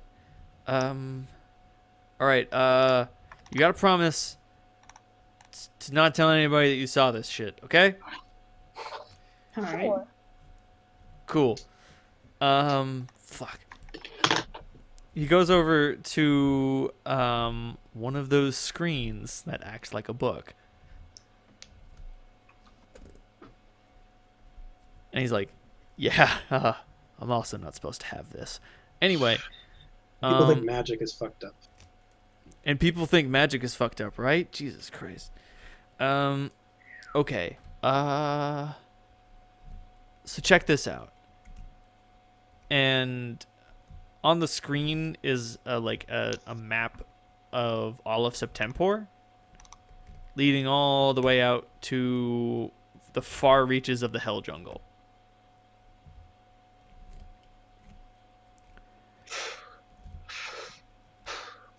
So, you know,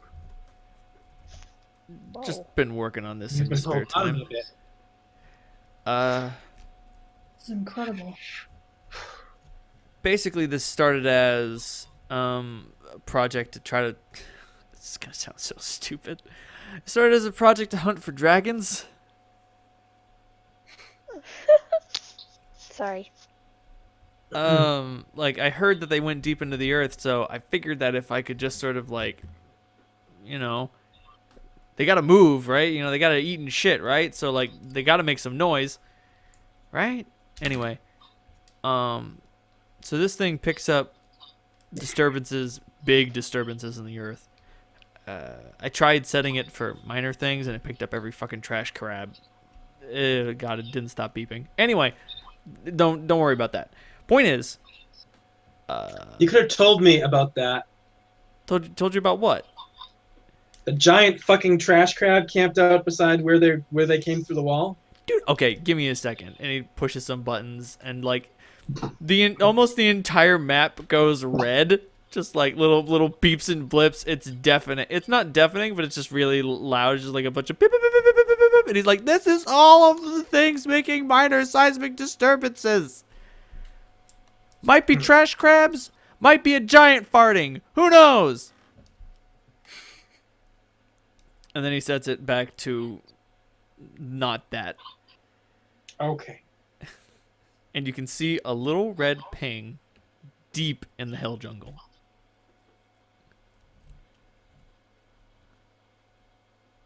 What's that? Okay, so I thought it was the Hell God at first. But a homeboy down there tells me the Hell God's asleep. And then he like reaches over to another thing, and there is just like a mechanical bird that is like in pieces. And he holds up a scrap of paper with writing on it in a language that just none of you understand. What languages do you all speak? Common. Common, halfling, and druidic. I've got common, elvish, orcish, gnome, and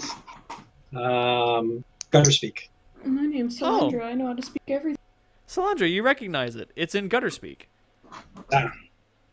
You didn't know Gutter Speak had a written language. Most people you know who speak Gutter Speak can't write.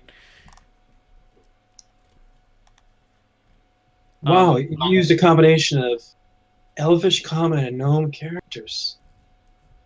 The fuck? Fascinating. Wow.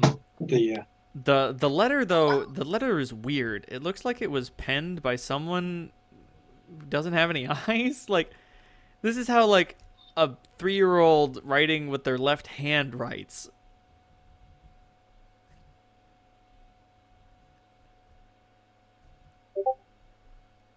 So In my defense, I'm a magus. I have intelligence is one of my high scores. I'm a nerd. Sorry, don't persecute me. Okay, so this was like, I've been getting these readings for a while now, so I sent a message out to my homeboy in the Hell Jungle. And I asked him about the Hell God because, man, for immediate answer, oh, it's just the Hell God fucking around. But, I got a guy out there. Well, okay, I know a guy who knows a guy who knows a guy who knows a guy who knows a guy out there. We get it. Yeah. You gotta get your mithril from somewhere, you know what I mean? Anyway, so it's not the Hell God. Apparently the Hell God's been asleep forever or something. So whatever is making that noise, whatever is making those gigantic disturbances in the earth, not the Hell God. Don't know what it is. And the only way you're going to be able to get out there is if you have a flying machine. Why would you want to go out there? I don't know. Someone will probably pay you to fucking turn it off. Why exactly do we want to go out there? I don't It's called the know. Hell Jungle for a reason. Because there's something weird going on out there. Like, don't you guys do shit like that? That's what people do, right? I've never. Hell Jungle? Oh, yeah, the Hell Jungle. Like, District 7, people just call it the Hell Jungle because it's a big old Hell Jungle. Yeah, I know. Alright, so I told you that you could definitely pay me enough to get me into a flying machine. You cannot. Okay, alright. I can't pay you enough to go into the Hell Jungle. But I'm betting someone else knows what's going on out there. And they could pay you to go into the Hell Jungle. I mean, go ask Connor or something. Fucking, he'll probably be tickled pink about it.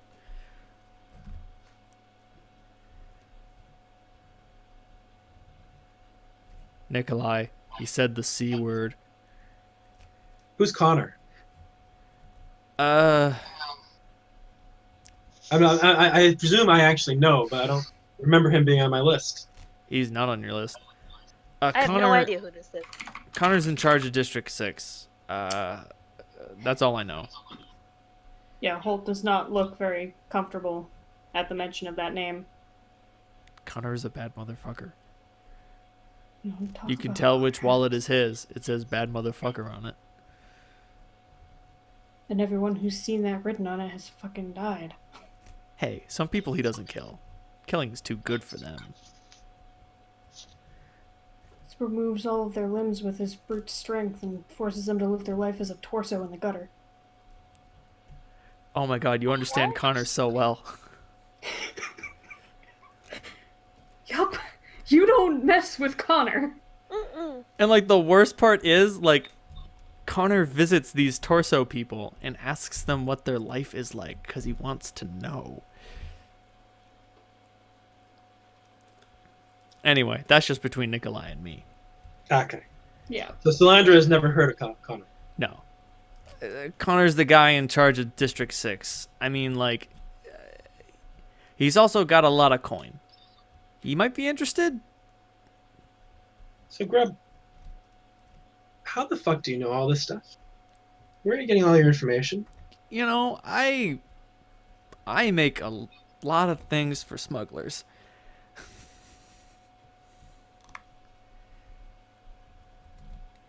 And in turn, they give me more raw materials to make more things. That seems fair. Oh, don't get the wrong idea. Like, they're not holding the gun to my head or anything. Shit. If they tried to take over this workshop, let's just say they wouldn't get very far. But, like... So what about the smugglers and the Helga? Why can't you get it from them? I mean, I could, but, like, I want to bring you guys in on it. Like, fuck them. I don't want to work for them anymore. Those guys are assholes. Oh. Actually, though, speaking of smugglers, Tori would probably be able to get you out of the district. I was about to say, the hole we crawled through kind of collapsed. Oh, shit. That sucks. There aren't many of those left, so I hear. Salandra, you know Tori. Tori is the most Weasley 14-year-old you've ever fucking met. Like, the guy who's in charge of the smugglers in District 2 has a soft spot for kids, and Tori has been exploiting it since he was 11. Good man. And as such, he's able to get away with things that just other people aren't. Well, Solandra unfortunately has a soft spot for kids too, so she tries to hide it. Of course, Solandra's really a kid too. I mean, she is like That's true. She's a essentially- baby elf. she's like 12. So I'm 12 in elf years. Hello.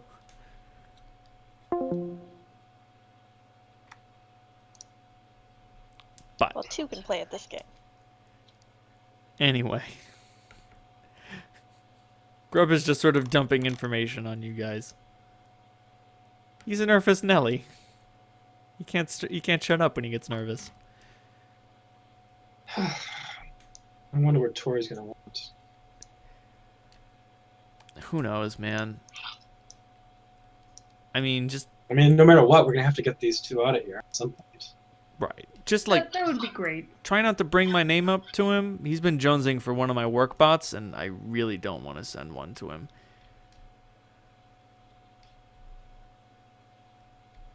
Well, it comes to choice of me bribing him, bribing.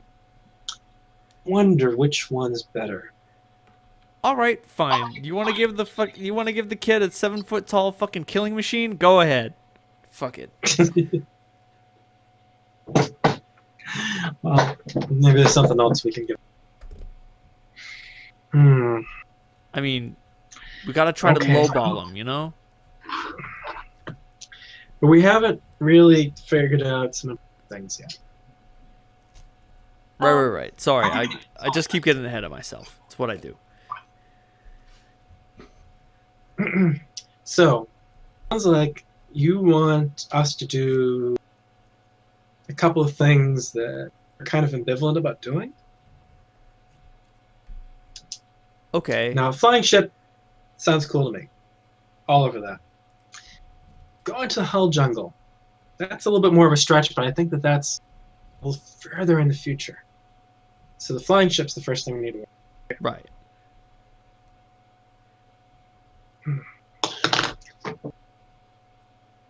So, Clementine, Mm. you want a flying ship? Uh, uh, yes, but I mean only if the Helgak are alive Helgak.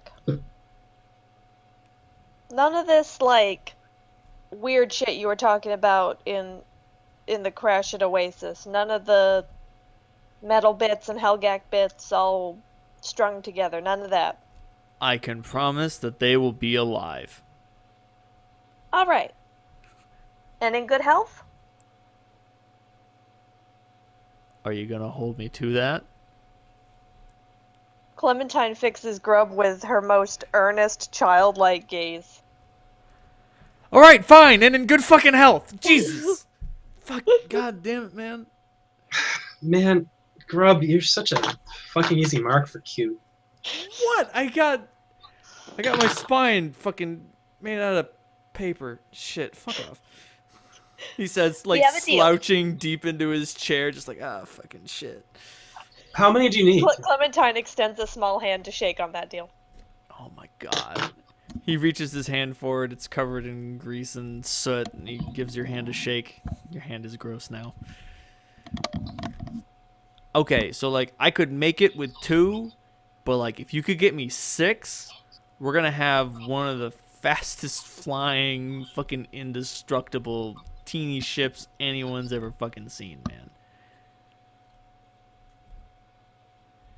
How much do these things cost? A Helgak generally costs about, like, 1,000 gold pieces. They are exceptionally expensive. Let me look up the cost of a horse. It's 200. Yeah, no, and just like, I'm gonna say that. Oh Jesus, heavy horse, It's horse 300. heavy combat trained fiendish. What the fuck? How much is the fiendish horse? I don't know. Didn't have a price. But I'm gonna say giving the horse the ability to fly is not. It is worth a ×5 increase in cost. Also, like, Helgak are naturally combat trained. Like, they just know how to fight. They're good at it. It's funny. I was visualizing them as being these big, friendly cows.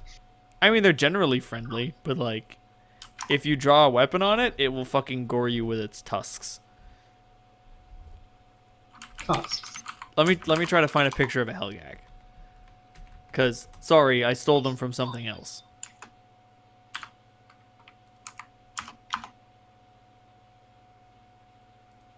Yeah, I'm trying to Google it and it's not coming up with anything.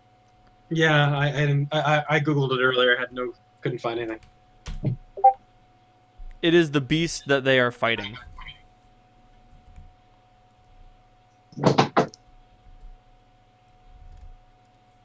Oh, okay. I can kind of see what that is. Yeah, Hmm, it's yeah. it's a little obscured. Oh, here's another better picture. It's the one that is not made out of stone. That's excellently close. There we go. Oh, they're weird looking. Yeah, they look fucking weird. As I said, they have tusks, Yeah, they do. and they are not afraid to use them. Actually, that's not true. They generally shy away from using them, but like, you don't know why. They're super effective with them. Why don't you want to use those tusks that you're really good at using? I don't want to. But anyway, yeah, I just want to fly, man. I just want to fly, man. They generally go for about 1,000 gold pieces a piece. All right. And grub needs anywhere between 2 and 6. So you can rustle some. You can try to do some odd jobs to buy some. You can completely ignore this and go someplace else and just do whatever Tori wants for you guys to leave. This is a plot hook. You can grab it. You can not grab it. I'm not going to say yes, and I'm not going to say no.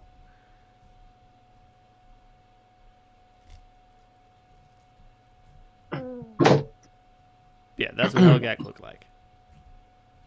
But, yeah. So, like, 6 of those, awesome ship. 2 of those, kind of crappy ship. 4, cool ship. I mean, I don't like working with odd numbers, but I could totally do it. I can respect that. So, if we have them, can we fly them over the wall? How are we gonna get them through customs? Well, I mean, No one Tori's, ever comes from District 3. I mean, if Tori smuggles you out, you can probably smuggle you back in. Oh man, you know how much he's. I mean, it's one thing to smuggle us out. It's another thing to smuggle back in Helgak. That'll cost us an arm, a leg, and reproductive system.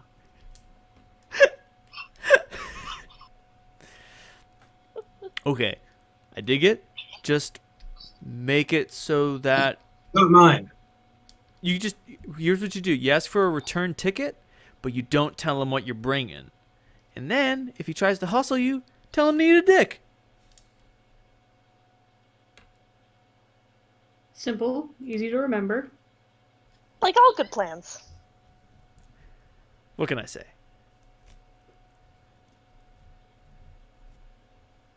So yeah. Right. Well, if And then I once we build the flying machine, dude, that thing's gonna be your guys's. Like, hey, how about this? Your ship, huh? I'm just gonna be ship's engineer, man.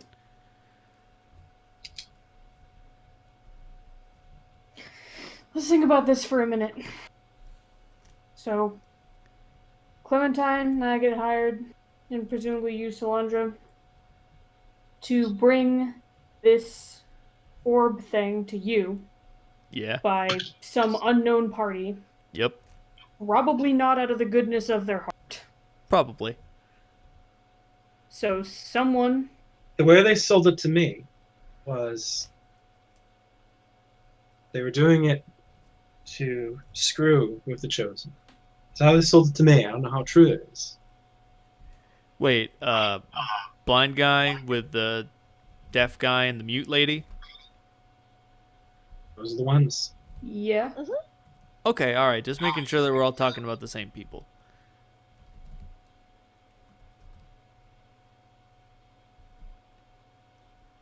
I mean, like, he told me that, my dreams were going to come true and shit. And sure and shit. Hey, I don't know about you guys, but I got what I wanted.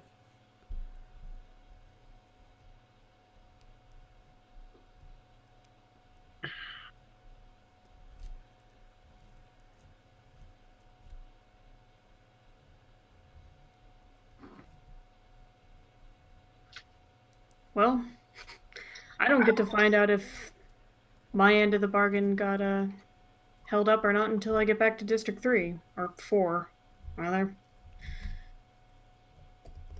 I mean, probably. That guy seems like a shaker and a mover.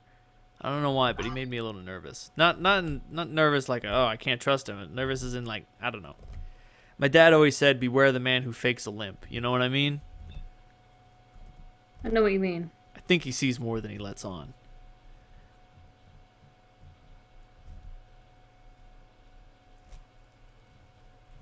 Yeah, not gonna lie. Dude knew a lot about me. Know a lot about you guys too? Eerily Oh, so. Yeah. Yeah. So it sounds like they kind of strong-armed you. More or less. They tried to be polite about it, but I can see right through that shit. They used the carrot with me. Interesting.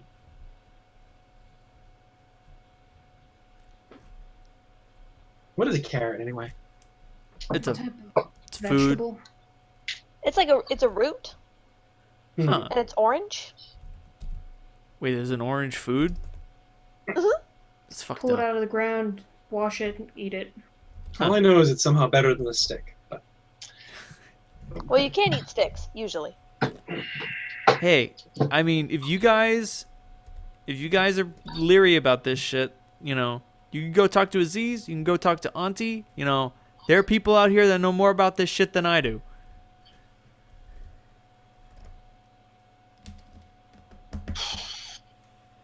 yeah, I think Auntie might be a good stop. I mean, you could talk to Mayor, just fucking with you.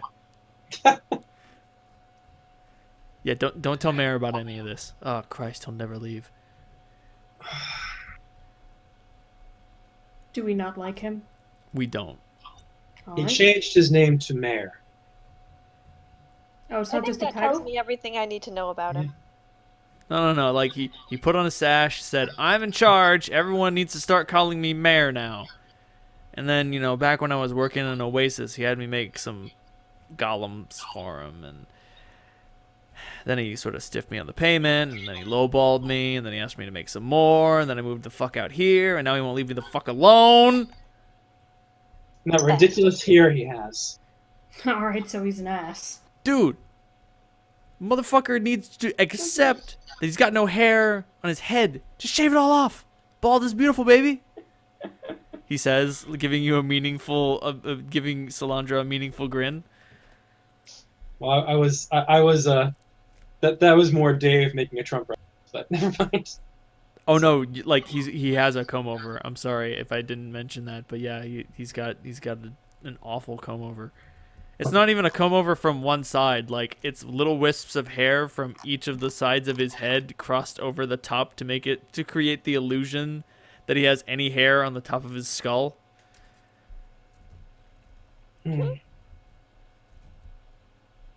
Yeah, everybody kind of loathes Mayor. He's not really in charge. And just no one else really wants to bother with it. Yeah, that's the long and short of it. Eventually, he's gonna annoy someone enough to kill him. Yeah, probably. I don't like him. There's an unspoken probably me. But anyway, why don't you guys hang out? I'll rub up some grub, and we can think about what we're doing next. Take a little break. Sound good? Okay. Cool. That'll do for this episode of the Septemport game. Yay! Good fun. Yay! Was fun had? He's good. It's good, yes. 10 out of 10. Sweet. GG. Nice meeting you guys. Nice Nice meeting playing you too. So y'all get 2,000 experience points. Yes. You each get 1,500 for a good session, and then 500 for killing a giant crab. I'm a trash crab. A trash crab. Stop throwing garbage all over the wasteland. There you are. By the way, how do you handle level ups in this game? So we are Not using. that I'm leveling up. I'm just curious. We will be using the fast track of experience points. Mhm.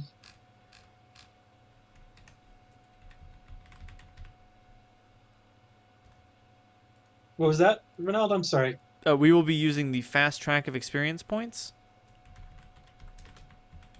So does that mean that when we level up, we just level up right away, no training and that stuff? Yeah, basically. Like, it is assumed that, unless, of course, you want to take on a new class or Okay. do something weird, then it is assumed that, like, the abilities that you have used along the way have allowed you to unlock some sort of new potential. Excellent. And, like, if you wanted to take... It also depends on the class you're trying to go into. Like, if you're a fighter who wants to take a level in Barbarian, that's pretty easy. Like, a Barbarian is a pretty natural class. If you want to be a fighter who takes levels in, like, Monk or something, you're going to need to find someone to teach you that shit. If you're... The problem with the Magus really has almost no synergy with any other class. Well, So- fuck. I'm probably in it for the long haul. If you want to become a cleric, you're gonna need to find someone to anoint you or whatever. Yeah.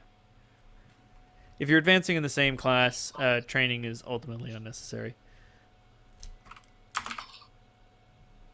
I guess unless I decided to go with being a full-on wizard at some point, but I don't even know if that will work. I'm pretty sure, at the very least, you'll be able to have a powerful spellcaster level. Was that? At the very least, you'll have a powerful spell, a caster level, because every yeah. level of Magus still counts as a caster level.